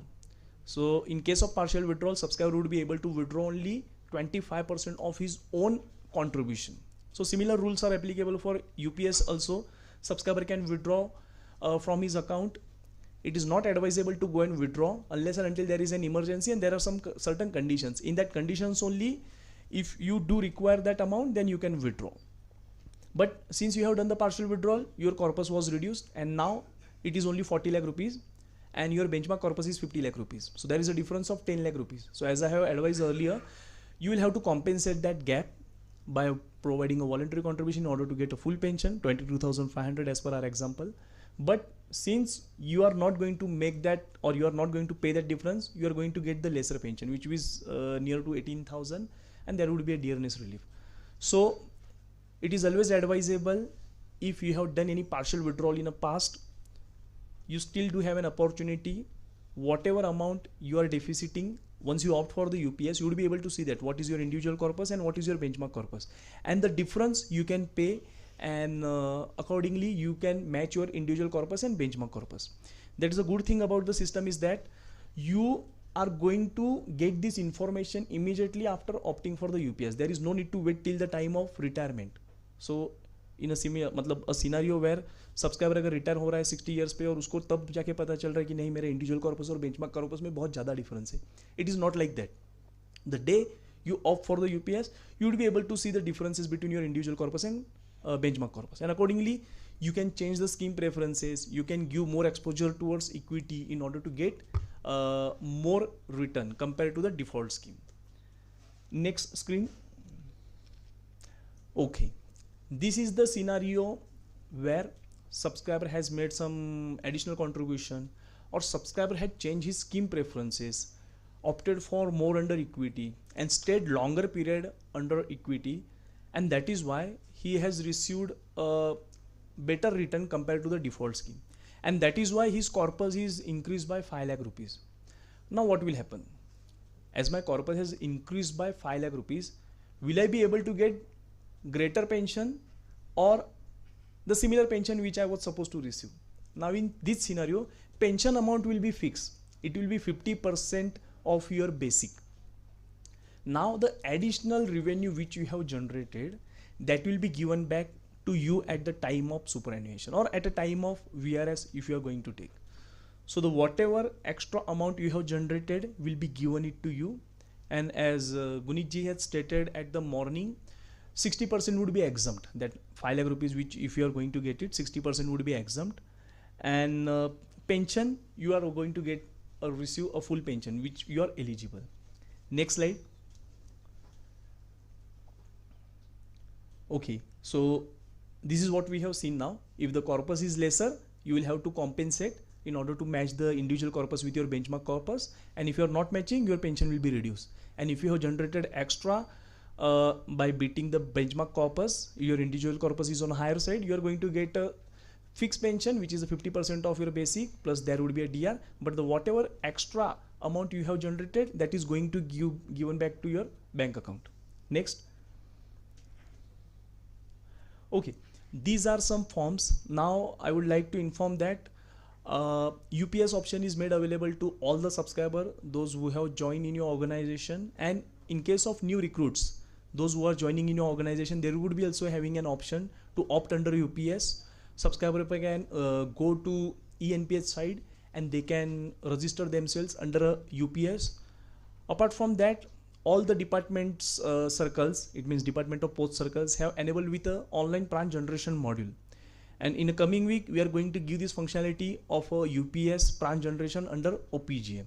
So if subscriber is joining in your organization, you will have to first emphasize subscriber to opt for the ENPS, because in case of ENPS, subscriber is inputting all the data, or rather I would say digitizing all the data. Being a DDO, you will have to just verify, and being a PO, you will have to just authorize that data. But if subscriber is providing you the form, you will have to digitize data on the behalf of the subscriber. So it is always advisable, whenever subscriber joins in your organization, you just ask either for the NPS or for the UPS.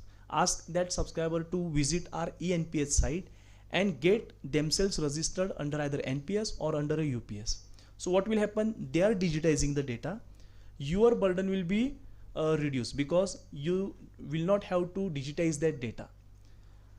Now, in case of UPS, if any subscriber wish to opt for the UPS, the online function has already been provided to the subscriber. If subscriber is not well versed with the system, subscriber can provide this form A2 to the DDO. The DDO is the most important point in case of UPS. Because what happens initially when NPS came into a picture, that time there was no major role of a DDO into a CRA system. But now it has been made mandatory that unless and until DDO don't initiate the request or DDO doesn't verify that request, it will not go to the pay and accounts office. So DDO's role is most important. We have provided access to the DDO by using their CGV number, that is a 10-digit registration number along with a 20, which will be considered as their user ID. With this user ID, they can log in into CRA system, and there would be a lot of functionalities which has already been given to the DDO. One good thing is that, which I have noticed, in case of all central government offices, there are more than 12,000 DDOs are there. Approx 60% DDOs have logged into a CRA system. But in Department of Post, almost 99% DDOs have logged into a CRA system. So all the DDOs are working, and which is very good because you would be able to verify the request which has been generated by the subscriber. Next slide. Next. Okay, now we will see the process. Now being a subscriber, how will you be able to opt for the UPS? And since it has been very clear that subscriber need to get under UPS, because if subscriber gets under UPS, you will be able to enjoy the benefits of a UPS, and whenever subscriber wish to come under the NPS at the time of retirement, that option would be given to the subscriber. So in case of UPS, being a subscriber, you will have to visit our website. Next slide. So this is a ENPS website, www.enps.nsdl.com. As you all are aware, earlier our organization was considered as a NSDL, but now our organization name has been changed. It's a Protean Ego Technologies Limited.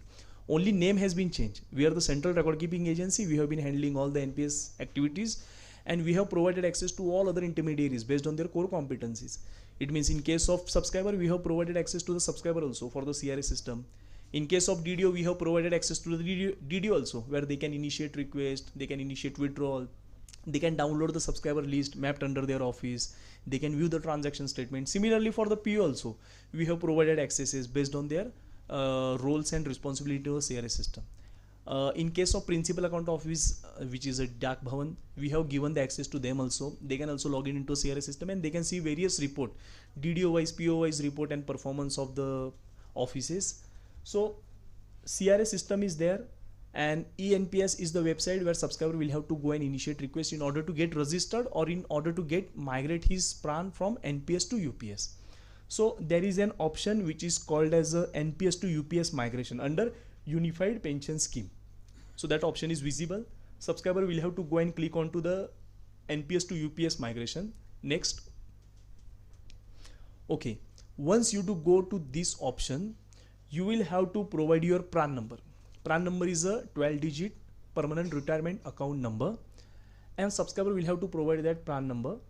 Once the PRAN number is provided, subscriber will have to provide the date of birth. After that, subscriber will have to select the option. The OTP will be provided to the subscriber. If subscriber is, there would be two options. You can get it your OTP on your mobile, or if you want to have it on your email address, you can get it. Accordingly, you will have to verify the PRAN. Once you do verify that, it will check to the CRA system whether the subscriber is there, the date of birth is matching, and then the OTP will be sent to your registered mobile number or your email address. Next. Now you'll have to just provide your email address, OTP which we have received, you will have to just provide here, and you will have to verify that you are going to initiate a UPS migration request. Next. Any subscriber who is initiating this request will have to provide his or her consent while initiating that request. It means, being a subscriber, I'm all aware about the UPS benefit and I'm opting for the UPS and I'm providing my consent. Once you do provide your consent, your name will be appearing on which day you are initiating a request, that date will also appear. You will have to just click on the proceed e-sign. Next. Now, once you do proceed with the e-sign, you will have to provide your Aadhaar number, and 6-digit OTP will be sent to your Aadhaar. Next. Subscriber has received a OTP on his Aadhaar number. Now subscriber has verified this OTP. Next screen. Once it is done, the request has been initiated into a CRS system. You will be going to get an acknowledgement number that the request of subscribers UPS migration has been initiated successfully. Now what will happen? Being a subscriber, you will have to approach your drawing and disbursing office and not to the pay and accounts office. You will have to approach your DDO. Being a DDO will see the request which has been initiated by you. Once you do initiate a request, there is an option download e-sign migration form. You just download that form and provide the soft copy to your DDO. Since subscriber has done the e-sign, it's a paperless activity. There is no need to provide any physical document to your DDO. So any DDO who is attending or listening to this training program will have to understand that if subscriber has not provided any physical form and he has initiated request online and subscriber is providing you the e-sign downloaded form over the email, then you will have to consider this request for the verification. It's a paperless activity.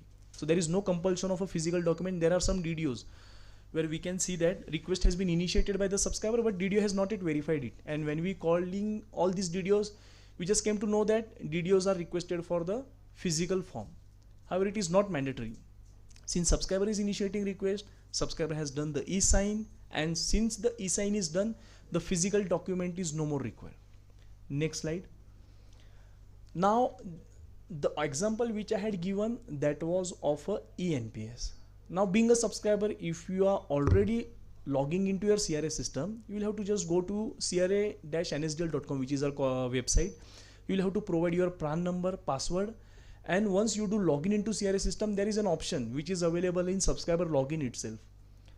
Make a transaction, migrate to UPS, initiate request. So there is no need to go to the eNPS side and do all the details.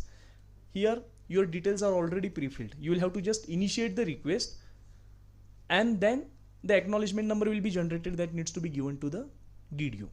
But in this request also, the e-sign process would be the same, which we have already seen. You will have to provide the Aadhaar number and the OTP will be given. Next. Okay, now there may be some subscribers who are not well versed with the system and they are not able to initiate the request online through the eNPS, or they have never logged into the CRA system. Now what will happen? And if any such subscriber wish to opt for the UPS, then they'll have to provide the A2 form. Next. So this is the A2 form. This is available on our corporate website, as well as you can see this, you can just Google it, A2 form for UPS. You will directly get this form, download it. It's a one-pager form where the half portion would be applicable for the subscriber. Subscriber will have to provide his name. He'll have to provide his consent that he's opting for the UPS. The similar page which we have already seen into the eNPS screen. So subscriber will have to provide this document to his DDO. DDO will have to verify this document and they'll have to stamp and sign it. And then DDO will have to initiate that request online on a CRA portal. What will happen? The request which has been initiated by the DDO will go to the PO. PO will have to verify that. And once PO do verify, the request will be authorized and subscriber will be migrated to UPS. In case subscriber has initiated request online, what will happen? The request which has been initiated by the subscriber will go to the DDO. DDO will have to verify and then PAN accounts office will have to authorize. So anyway, there would be three processes involved. First from the subscriber, second one from the DDO, and the last one from the PO. Once PO authorize that request, subscriber will go to the UPS. Next. Now there are some subscribers who have recently joined in your organization, and if that subscriber wants to register their PRAN under a UPS, then they'll have to generate the PRAN under UPS. There may be a scenario if subscriber had joined in your organization and generated PRAN under a NPS, then there is no option for the subscriber. As of now, there is no option. We don't know whether there would be a rule in a CCS as per the DOPPW, whether there would be a given option to the subscriber if they want to come under the UPS. But now, if subscriber had joined in your organization after 1st April 2025, then they'll have to generate PRAN under UPS if they want to register themselves under UPS. Otherwise, their PRAN will be generated under NPS, and if the PRAN is generated under NPS after 1st April 2025, then such subscriber cannot move their PRAN to the UPS. So this is for all new joinees who have joined in your organization. So just provide them, next slide, eNPS website which we have already seen. There is an option Unified Pension Scheme. Under that Unified Pension Scheme option, subscriber will have to click on registration for the UPS. Now being a subscriber, once you do click on the registration of a UPS, next, here subscriber will be having an option. So subscriber will have to click on the registered now. Subscriber will have to provide his date of birth, permanent account number which is a PAN, mobile number and email address. Now in case of NPS registration also, you will have to provide these details. These details are mandatory because once you provide these details, it will check with the CRA system that the details which you have provided are the unique details. If these details have already been registered into a CRA system, it means you do have already one PRAN.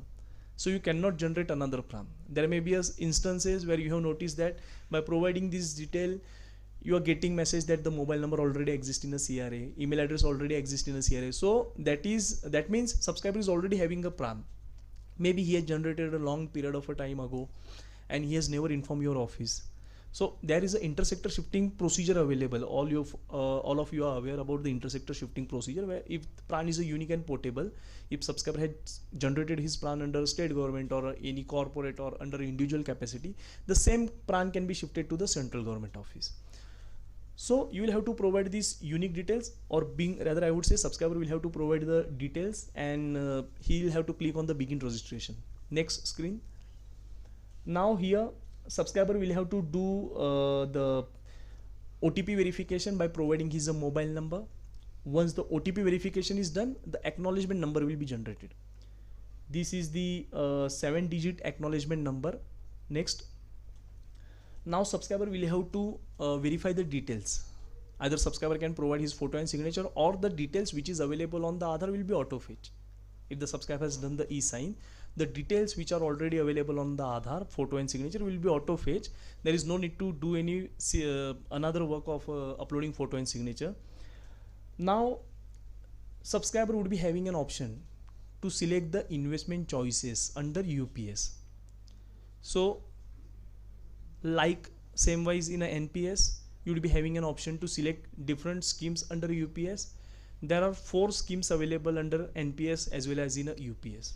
One is a default scheme where initially 15% was going into equity and 85% was going into government securities and corporate bonds.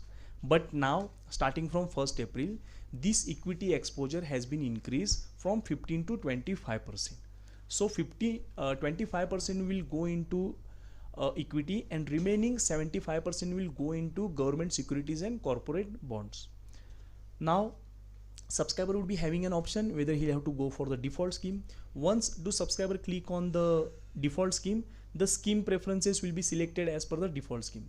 There is no need to any further system level work at a subscriber ends. If subscriber wish to select for the active choice or auto choice, which are the different schemes available where the equity exposure can be enhanced, so subscriber will have to select the auto choice where there is a LC50, LC25. It means subscriber wish to increase his exposure up to 50% into equity, then that option has also been given. Subscriber can select that option. Or there is an active option. If subscriber is very conservative and he does not want any 15% or 25% which is going into equity, he wish to go 100% for the government securities, then that is option also available. However, the government securities returns are lesser compared to the default scheme. If the default scheme has provided return of 9.5%, government schemes are providing return of 8.5%. So since there is a difference between rates of a return, you would be able to see difference in your individual corpus as well as benchmark corpus. So it is always advisable, if you are opting for the UPS, you can select a default scheme or the scheme where the maximum exposure can be provided towards the equity. Because if you are providing maximum exposure towards the equity, you would be having a higher chances of getting higher return compared to the default scheme. Now starting from 2008 to 2025, NPS has given a return of 9.5%. However, in case of equity has given a return of 13 to 14%. So if you are transferring your corpus under equity, there would be a higher preferences, or at a time of registration also you can change or you can select the scheme preferences which is available for the subscriber. Now if subscriber has selected any scheme preferences and he is not happy with the performance of that specific scheme, then what? So subscriber can change to default scheme or any auto scheme where the equity exposure is on a higher side. And these all information are available on a corporate website of a NPS Trust, which is a www.npstrust.org.in. You can note it down, www.npstrust.org.in.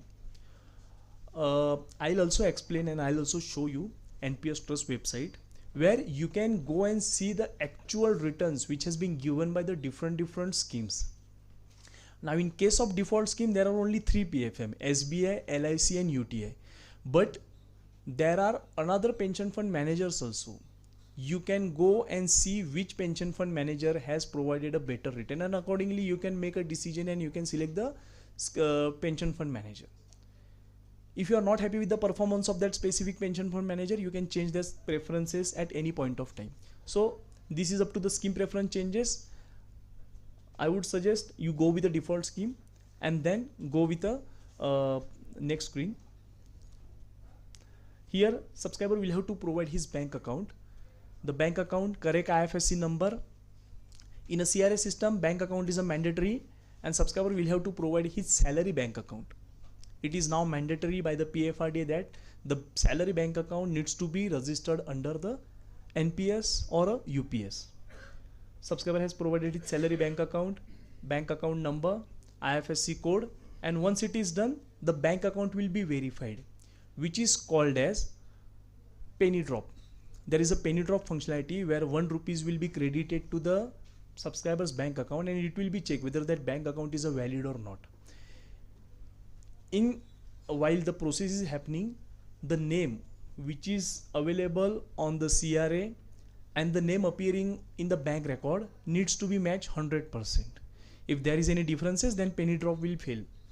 So you'll have to ensure that whatever name you do have, you will have to provide it correctly, and you will have to also ensure that the name is already been appearing in the bank in a line of a name which is available in your CRA records. Next, here subscriber will have to provide others details like personal details, address, and then subscriber will have to provide his appointment letter. That is mandatory. So subscriber will have to upload the letter of appointment which has been given by the Department of Post. That letter needs to be uploaded. Next. Okay. Now the OTP will be received on subscriber's mobile number, and the registration is initiated at a subscriber level. So I am insisting that whenever subscriber joins in your organization, whether it would be for the NPS or for the UPS, you just give these procedures to the subscriber and ask them to get themselves registered. Instead, you are doing digitization of that record. So it is always beneficial for you, because by doing this registration, your role will be limited up to verification and not a data digitization. So being a DDO, once the request is initiated, it will come to the DDO. DDO will have to verify that request, and then they'll have to authorize that request. Next screen. Okay. Till now, what we have seen, there are total processes of a subscriber registration as well as request initiation by the subscriber. Request can be initiated through an online mode by visiting ENPS site, or subscriber can log in into his CRA system, or he can provide A2 form to the DDO. Now what will be done by the DDO once they do get a request from the subscriber? They'll have to log in into our CRA system. Next. So this is the CRA system, cra-nsdl.com, and I'm aware that all the DDOs have been logging into CRA system, because Department of Post almost 99% DDO have already logged into a CRA system. So being a DDO, you'll have to provide your CGV number, and along with the CGV number, you will have to add 2 zeros, because that would be considered as your user ID. You will have to provide your password. Once you do provide your password, system will take you to the new screen where you will have to authorize yourselves by providing your Aadhaar number and OTP. Any individual who is logging into CRA system, whether it is a PO, PRO or a DDO, they'll have to provide their Aadhaar number.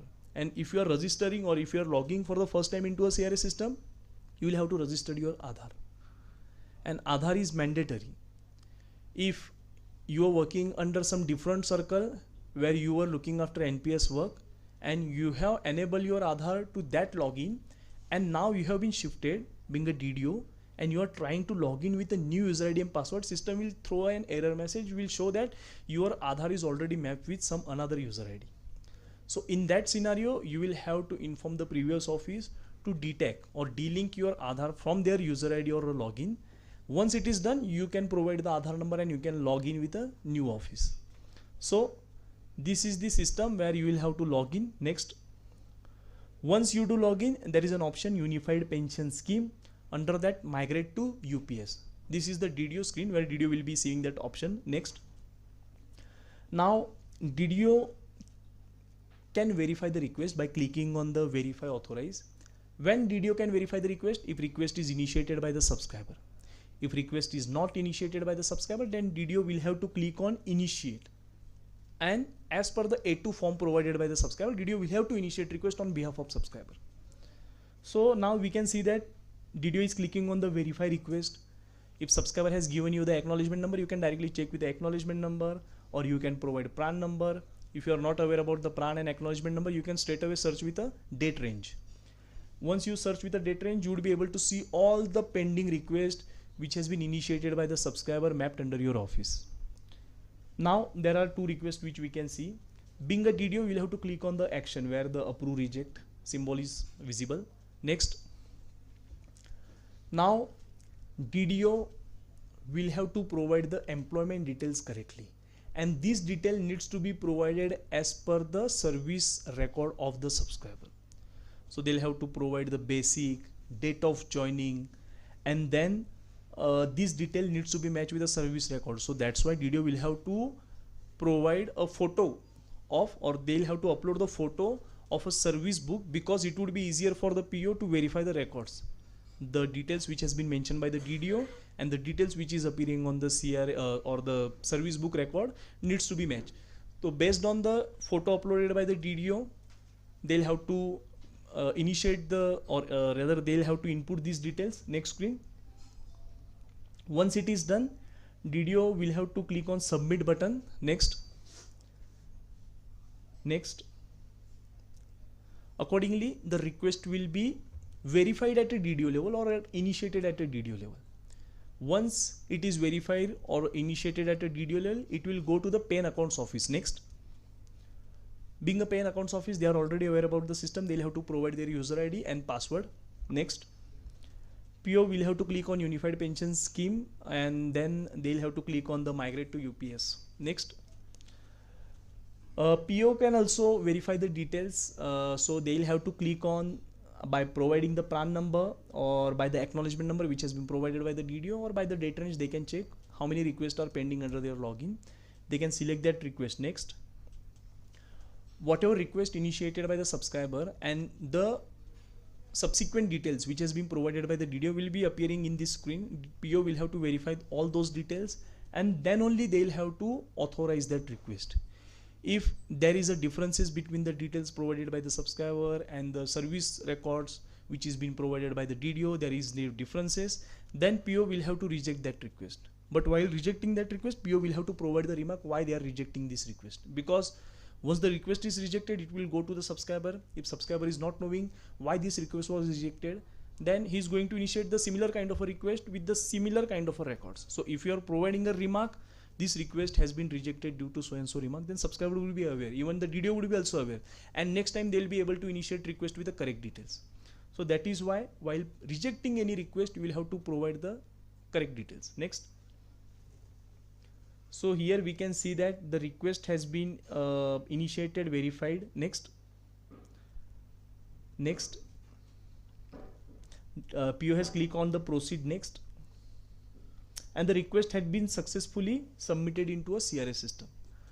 Now what will happen? Once the request is authorized by the pay and accounts office, subscriber PRAN will be migrated to UPS. Now you would be having a CRA access. The PRAN number would be same. There would be a initial which is called as a UPS and the PRAN number. It means you are enabled under UPS. You would be able to see your transaction statement. Under the transaction statement, you would be able to see IC and BC, individual corpus and benchmark corpus. Since if you have joined 5 years or 10 years before, your contribution is having some pattern, and based on all these patterns, the individual corpus will be decided, and then there would be ideal scenario or a mirror account if your PRAN has already generated 5 years before, and if your contribution was coming in a timely manner, no partial withdrawal was done, no scheme preferences were changed, it means you were in a default scheme, then what could have been your benchmark corpus? So accordingly the benchmark corpus also will be calculated, and you would be able to see under the one window if there is any differences between your benchmark corpus and individual corpus. Next.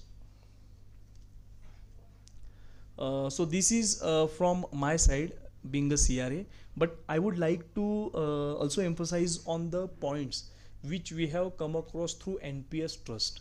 What happens in case of UPS migration? Subscriber is migrating their PRAN, but in case of past retirees where the UPS claim request has been initiated by the subscriber or by the DDO, which is been verified by the PO, needs to be authorized by the NPS trust. So you have also come across with the cases where pass retiree के लिए हमने तो request कब का authorise कर दिया, लेकिन अभी तक उसको कुछ बेनिफिट मिला ही नहीं है. तो ये जितने भी सब रिक्वेस्ट है, these are available with NPS trust, और NPS trust is verifying all such details. There are some instances where NPS trust has rejected request because they have found some differences. So that is why you will have to ensure that whenever you are authorizing any request, being a DDO or a PO, you will have to ensure such points Can you please go to the PFRDA presentation?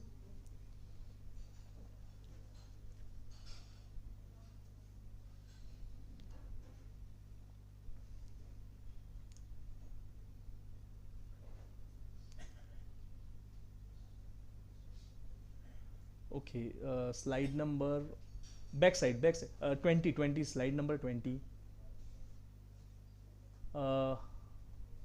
One more back.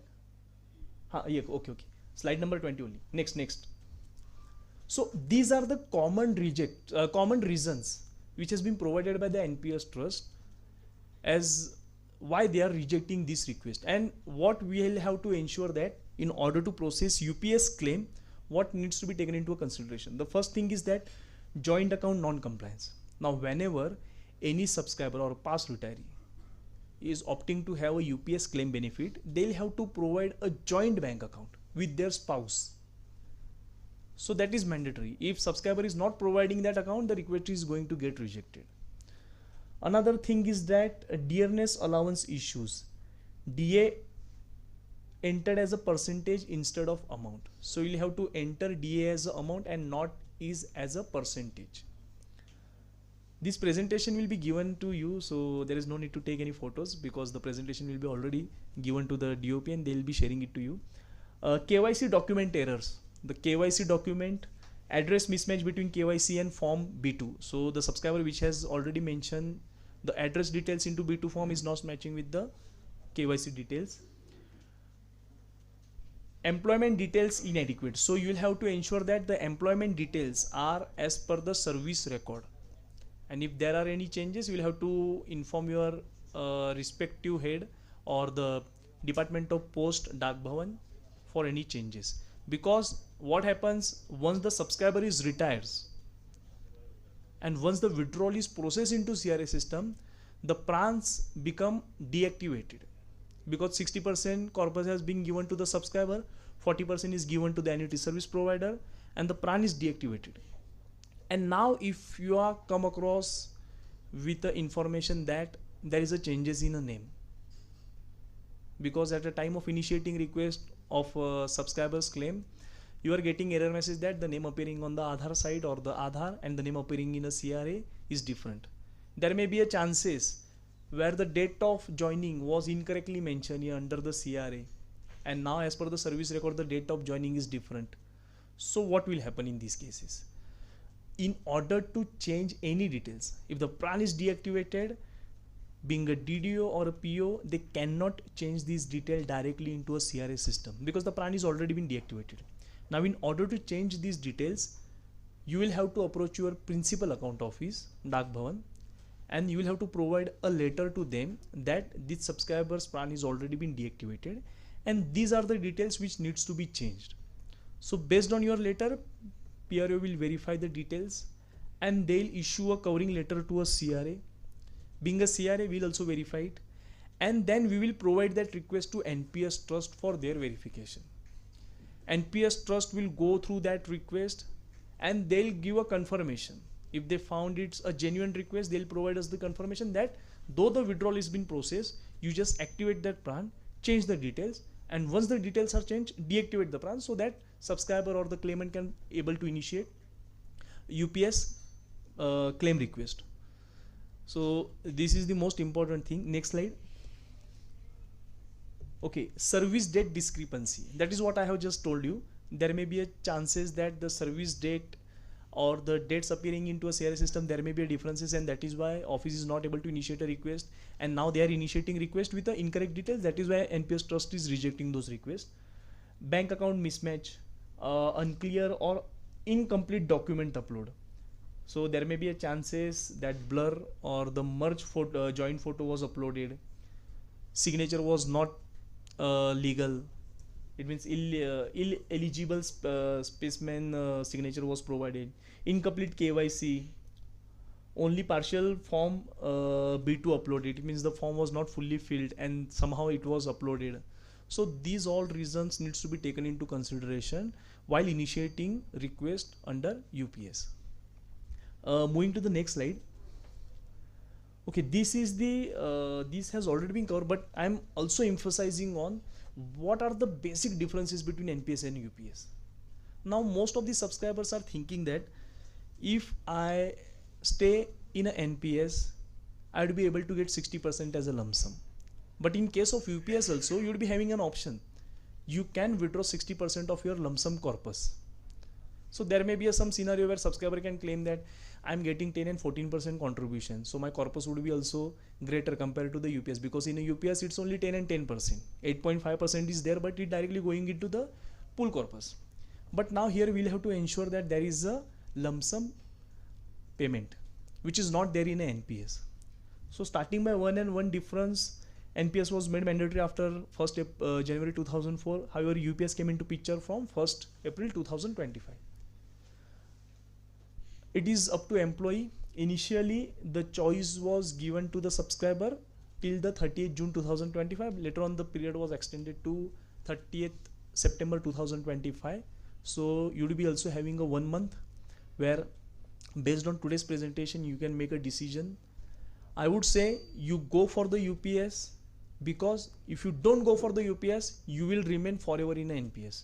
But if you go for the UPS, you will be having an option. If you want to come under NPS, you can. But if you are going to continue with your NPS only, in future, if you find that NPS से अच्छा तो मेरा UPS था, मुझे वो time पे लेना चाहिए था, पर आपके पास वो चॉइस नहीं रहेगा UPS में आने का, क्योंकि आपने ये टाइम पे ऑप्शन सिलेक्ट नहीं किया. तो आपको ऑप्शन सिलेक्ट करना है. ऑप्शन सिलेक्ट किया तो इसका मतलब ये नहीं कि आपको UPS के बेनिफिट्स ही मिलेंगे. आपके पास ऑप्शन रहेगा. अगर आपको NPS मोर बेनिफिशियल लगता है at a time of retirement, then you can come back to NPS. One most important thing which has already been told by both DFS and PFRDA, that आपको जो मैं अभी पहले भी एग्जांपल दिया था, अगर आपका टोटल 1 करोड़ का कॉर्पस है, then you would be able to get pension of 55,000 rupees. However in case of UPS आपको 50% ऑफ योर बेसिक का पेंशन मिलेगा, एंड वहाँ पे DR आएगा और उसका इंडेक्सेशन होगा. तो एक बार आपका पेंशन फिक्स हो गया तो वो NPS में फिक्स रहता है, उसमें इंक्रीज नहीं होता है. However in case of UPS there would be a indexation, so it will be keeps on increasing based on the DR rates. Now the information which I have given to you, अगर आपका 1 करोड़ का corpus है तो आपको 55,000 का pension मिलेगा. This is the annuity rates which is available today, which is near to 6 or 6.5%. We don't know what would be the annuity rate after 20 years or 15 years, because as it has been stated earlier, we are seeing that when we were हम लोग जब छोटे थे तभी bank में 12% का return भी मिलता था. बाद में वो 10% हो गया, 8%, 6%. ये आगे बढ़ेगा नहीं, होगा तो कम ही होगा. तो आपका मिलने वाला जो पेंशन है, अगर आपको लगता है 1 करोड़ के ऊपर आपको 55,000 का पेंशन मिलेगा, वो आज के दिन पे आपको लगता है by the completion of 20 years 1 crore के ऊपर आपको उससे भी कम पेंशन मिलेगा, और वो भी आपका फिक्स रहेगा, इंक्रीमेंटल नहीं रहेगा. So this things needs to taken into a consideration, and the benefits you already aware. आपको ज़्यादा बताने की ज़रूरत नहीं है, you are already aware. But only thing is that the option is available, so you'll have to exercise that option. If you are not going to exercise that option, then there would be no option for you. You will have to continue with the NPS only. With this note, I'm completing my presentation, and thanks to all the participants and all the honorable guests for providing us the opportunity. Now we are open for the question answer session. अगर आपको एक just बात बताना चाहता हूँ, we have been conducting online training sessions, or rather I would say online meeting with the Department of Post, where all the circles are connecting on every Friday 11 AM to 1 PM. Doubt clearing session. तो आपको UPS के regarding कुछ भी query है specific, जैसे कि subscriber का request process कर रहे हैं, कुछ टेक्निकल आ रहा है उसमें इश्यूज, तो such kind of errors are getting handle on online session. Though we are replying over the email also, but अगर कुछ ऐसा स्पेसिफिक टेक्निकल क्वेश्चंस है तो हम लोग 11 से लेके 1 बजे तक एवरी फ्राइडे को we have been conducting training program, and all the circles are connected, so the pen accounts office must be aware about the same. So if you have any concern, you just inform to your PAN accounts office and they'll come to us, and we will solve that issue. Now whatever questions you do have, you can raise your hand and you can ask the question. Yes, sir. Sir, though it is not related to technical issue regarding opening or migration to UPS scheme, however, I want to clear one. I have some doubt. After the expiry of deceased subscriber, no, actually not deceased subscriber. After the expiry of deceased family, that is his spouse, how will be the fund value of IC will be treated? Whether it will be consumed or it will be further returned back to their next nominee? Okay. In case of UPS, if the death benefits has already been given for the UPS employee. So if in case of UPS a subscriber dies, then there would be an option of a family pension where the minimum guaranteed family pension will be provided plus the basic amount or the 10% basic plus DA which you have already contributed, that will be given back to the nominees. Now Gunit ji, his question is that no, I am saying, sir, after death of the spouse, that is both have gone. Okay. Subscriber already dead and his spouse already dead. I think we are yet to receive a clarification on the same. Okay, okay. In case of UPS, in a case of death. Not post retirement. In the service. For a UPS. UPS option has been exercised. Yes. Okay, so for that I would like to clarify that we are coming up with the amendments to the regulation. Soon after the rules are notified, we will also come up with the amendments. And there the UPS benefits, whatever the UPS benefits available in case of insurgency that we are mentioning, we are specifying. Okay. So there is now at present it is not clear, na sir? At present it is not clear. The CCS rules are coming into a picture, or the DOPPW will be coming with the rules. Under that rule, it will be given a clear picture. Okay. Ha, sir. Yes, ask. Please give mic to the sir. We are having some employees, sir, Mm-hmm. who joined before 1st April 2025. That is before introduction of UPS. For those employees, PRAN number were not generated. Okay. So now we are going to generate some employees are there. In such cases, whether suppose we generated this month, suppose 10 months amount has to be created, whether we will credit the entire amount into their account in UPS. Yes, amount can be uploaded, but now if you want to open a PRAN, you will have to provide the date of PRAN, date of joining. Date of joining. Yes, the date of joining needs to be provided. Yes. Now the PRAN generation under UPS can be done if the subscriber date of joining is after 1st April 2025. So if the date of joining is prior to 1st April 2025, then the PRAN needs to be generated under NPS only. NPS. So what happen if the PRAN is getting generated under NPS, you will be able to give a contribution of a 10 and 14%. Because in case of UPS, if the PRAN is generated under UPS, you must have observed that the 10 and 10% contribution can be provided and not a 10 and 14%. So you'll have to upload a 10 and 10% contribution. And then now, as of now, there is no option as the PRAN is being generated that we'll have to check with the PFRD also. If the PRAN is generated before 31st, if the date of joining is before 31st March 2025, then subscriber would be having an option to migrate his PRAN to the UPS. So accordingly, once the contribution is uploaded, 10 and 14%, subscriber can migrate his PRAN to the UPS. But now in the present situation, he has to generate the PRAN in the NPS scenario. He cannot convert into UPS, sir. No, that is what? Date of joining. Sir, in this case, since the date of joining is before 31st March, so first the PRAN will be generated under NPS and all the contribution, 10 and 14%, whatever is applicable, that will be remitted by the office along with the interest if applicable, because since there is a considerable delay, so you will have to refer to Rule 8 of the CCS NPS rules. So if the delay is not on the account of subscriber, if the subscriber is at no fault, so then along with interest you will deposit all the amount in that NPS PRAN, and then after this is done, you have to take the option for the UPS from the subscriber. And when the subscriber will give the option form for UPS, then that PRAN will be migrated. Yes, because since what we have contemplated is that for the subscribers joining the services after 1st April, we have a direct option for UPS because that is the system. But anyone who has joined the service before 1st April 2025. So for them, they have to adopt the migration procedure. As on date, that is the only process. And because one thing important here is that under UPS, in the system, you will be only able to make 10 and 10% contribution, not 10 and 14. But the subscriber has the right to that 10 and 14% contribution till date he migrates to UPS. So that you will have to give it to him along with interest if that is applicable, the subscriber is not at delay. So that you will have to do, sir.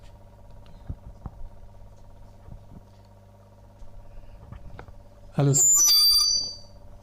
Hello. Actually, sir, I'm working as a DDO in Circle Office. So I came across some questions as Gunit sir mentioned that at the time when UPS wishes to go back to NPS, when it goes back to UPS, then what happens? Gunit sir mentioned that 4% additional what the government contribution or the employer's contribution will be credited to his account. But sir, he told me, sir, what will happen to the interest that has to be generated when if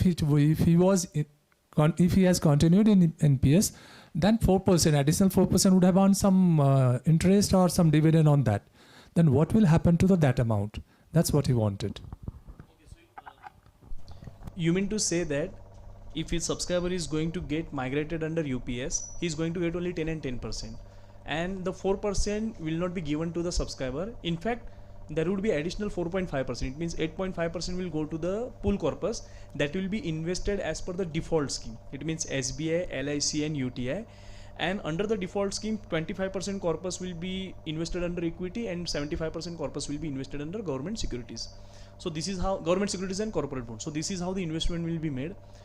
At a time of retirement also, when subscriber is nearing to the retirement or whenever the UPS request is processed, the corpus which is been accumulated in subscriber's account 10 and 10% plus appreciated value, the entire corpus will be redeemed and it will be transferred to the pool corpus.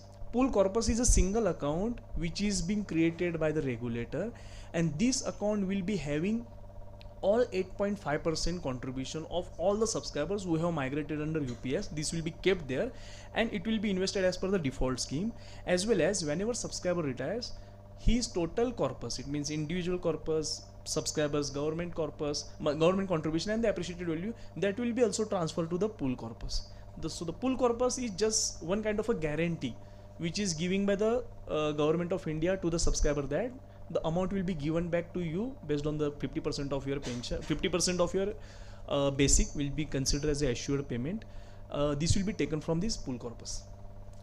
And if subscriber has opted for the UPS and at the time of retirement or at the time of superannuation, if he or she thinks that I should go back to the NPS, now subscriber has opted for the UPS at the age of 40 and now subscriber is having the age of 60.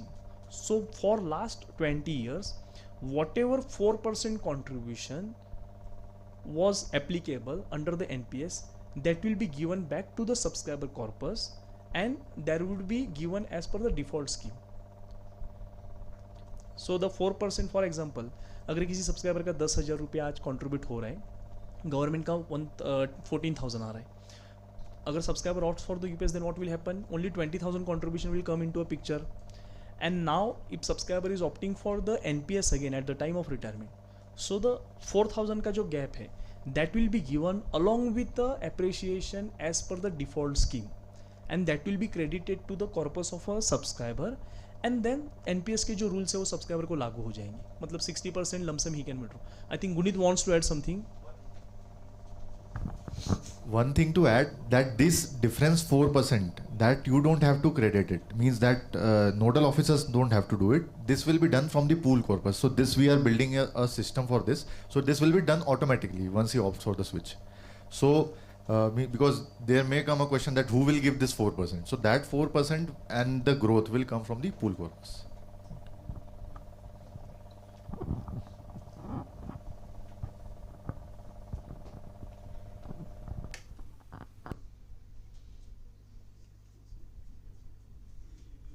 Now I would request all the participants, you are the concerned person that your office has appointed you to attend this training, and now you will have to give this information to your respective subscriber as well as the DDOs, and you will have to inform that this functionality has been made for the subscriber and they would be having an option. And similarly, PFRD is also conducting workshops for the subscriber. You must have attended or you must have informed your subscribers also for such kind of workshops. Being a CRA, we have also been conducting subscriber awareness program, and we have been conducting this program for the subscriber as well as for the nodal offices. So if any request is there where you want your subscribers to get information about the UPS, you can approach to PFRDA or you can approach to us, where we can conduct an online workshop for the subscriber, as well as if possible we can visit your office and we can provide subscriber awareness program for your existing employee.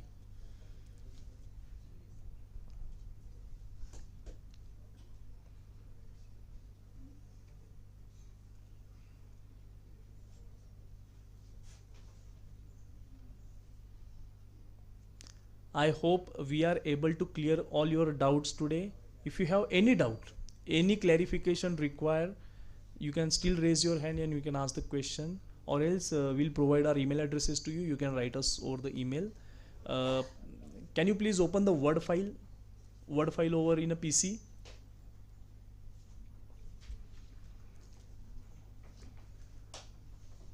And can you display it over here so we can provide our email addresses?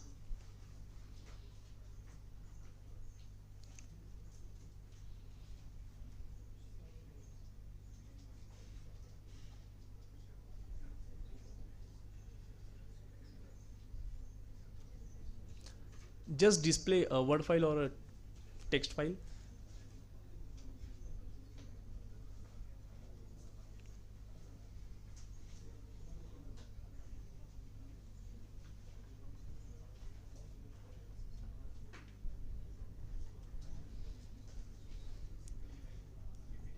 PPT hai?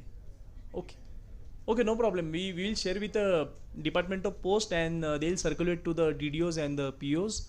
So accordingly, if you have any queries, you can connect with us. With that note, I would like to give thanks again for all the participants who have gathered here and the Department of Post for conducting this workshop. See you in future. Thank you.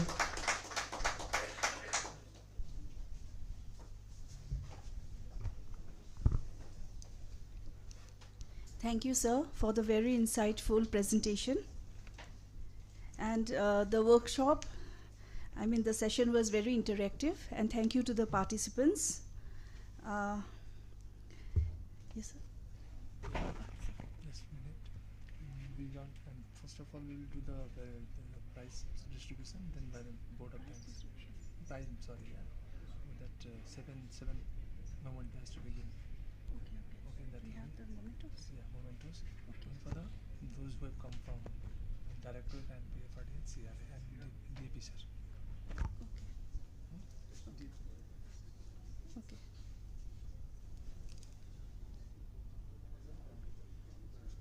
Thank you to all the participants for your valuable engagement.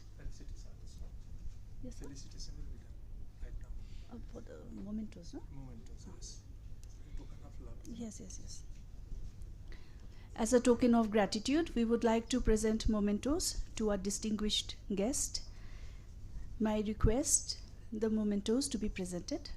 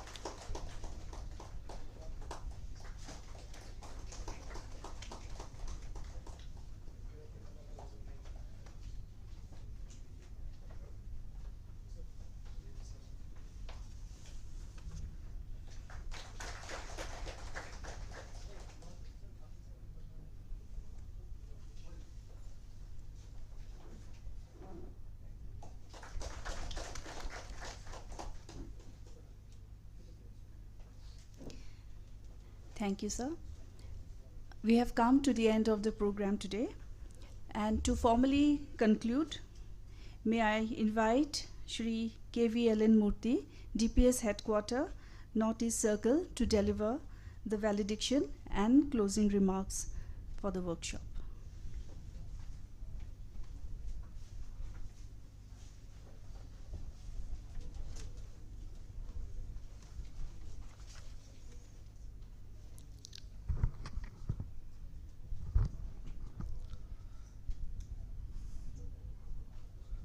Respected Sujit Karthikeyanji, Director, Department of Financial Services, Sri Ramkrishnan Sainji, CAO NPS, Sri Gunit Singh Anandji, PFRDA Manager, and Sri Sanniji, CRA Protein, and our DAP shop, Peter sir, and all the staff of Circle Office and staff of DAP and also DAP office and also all the DDOs, Assam Circle and Northeast Circle, and all the participants. Good afternoon to all you. Namaskaram to all. So today we learned about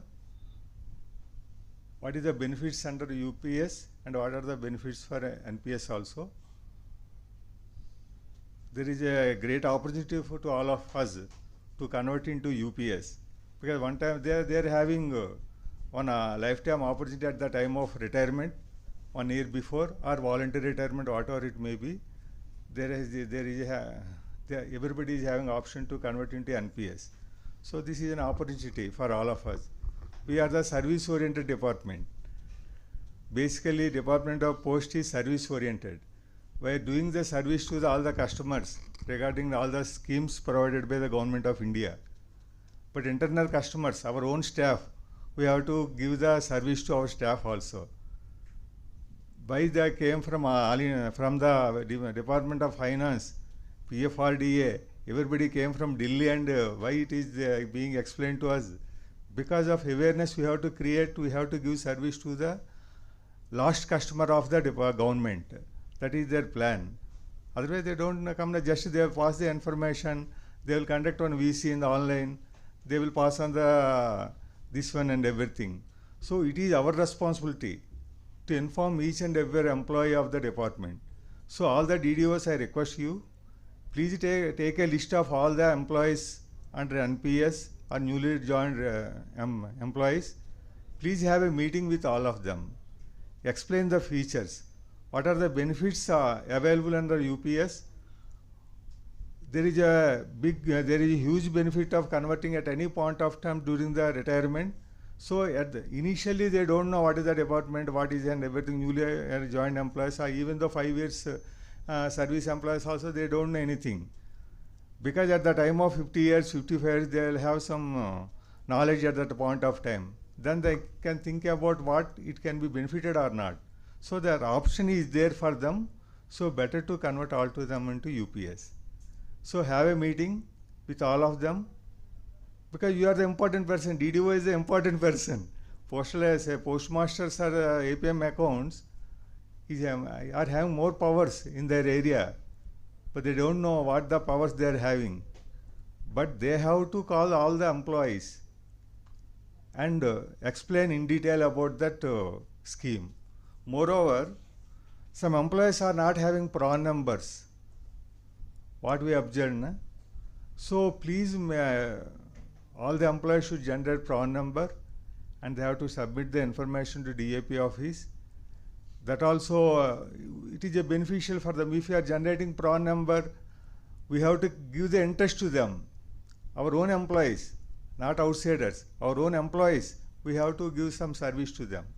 So I request all the DDOs from today onwards, please generate the list of employees who are under NPS scheme, that is joined after 1/1/2004. Have a list, how many are having PRON numbers, recent employees who joined after 1/4/2025, whether they generated under the UPS in the and you have to give proper guidance to them, and all should be converted into UPS.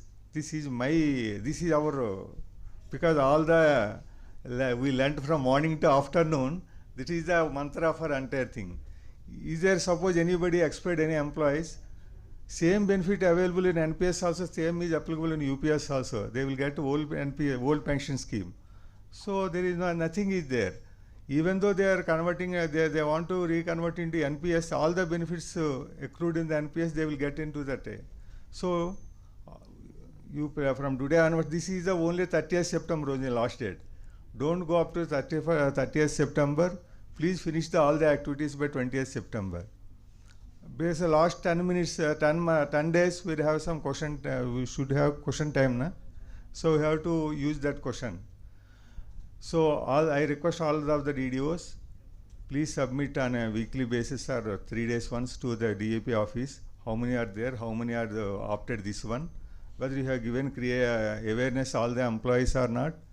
If you want anybody to want somebody to come to your office, our circle office and DAP office ready to come to your end. We'll give some training to them also. According to inputs received so far, we'll give all the training to them also. Please have you yourself conduct a meeting with all the employees. If you are having any issues, please call us. We'll provide all the necessary assistance to all the DDOs. DDOs means our postmasters only, na? Postmasters and APM accounts only. So we have to give benefit to our own employees. Nobody knows. Some things are available in that nobody knows.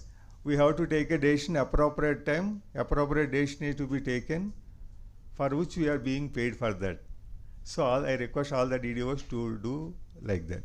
So we are very thankful to the officers came from all the way from Delhi. With off-day section, they came all the way from Delhi to visit the Northeast. One from Mumbai also.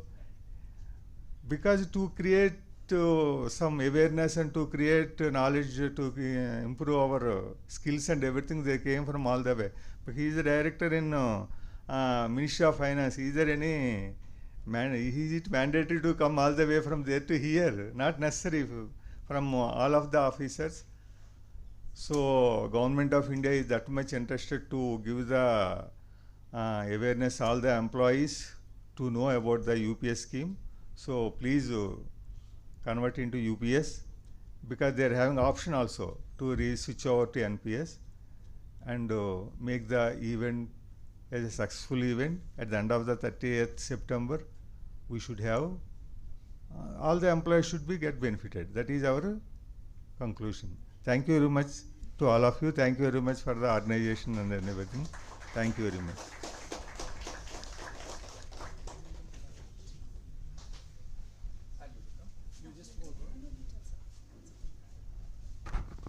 Good afternoon, sir, and good afternoon to the participants.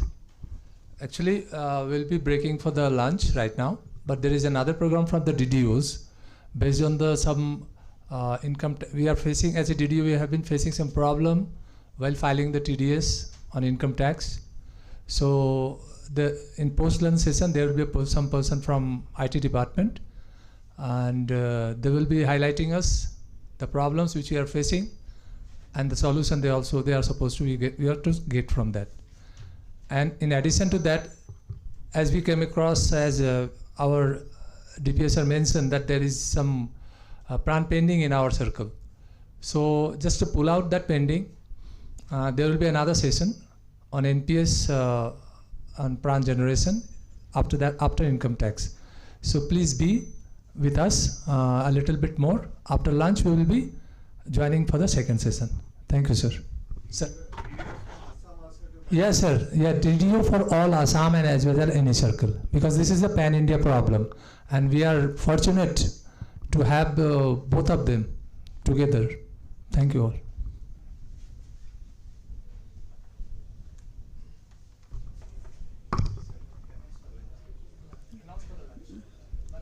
With this, we conclude today's program, workshop, and on behalf of the Department of Post, Northeast Circle, I extend my sincere gratitude to all the dignitaries, speakers, and participants for their presence and contribution in making this workshop a great success. We now request all guests and participants to kindly join us for lunch. Thank you.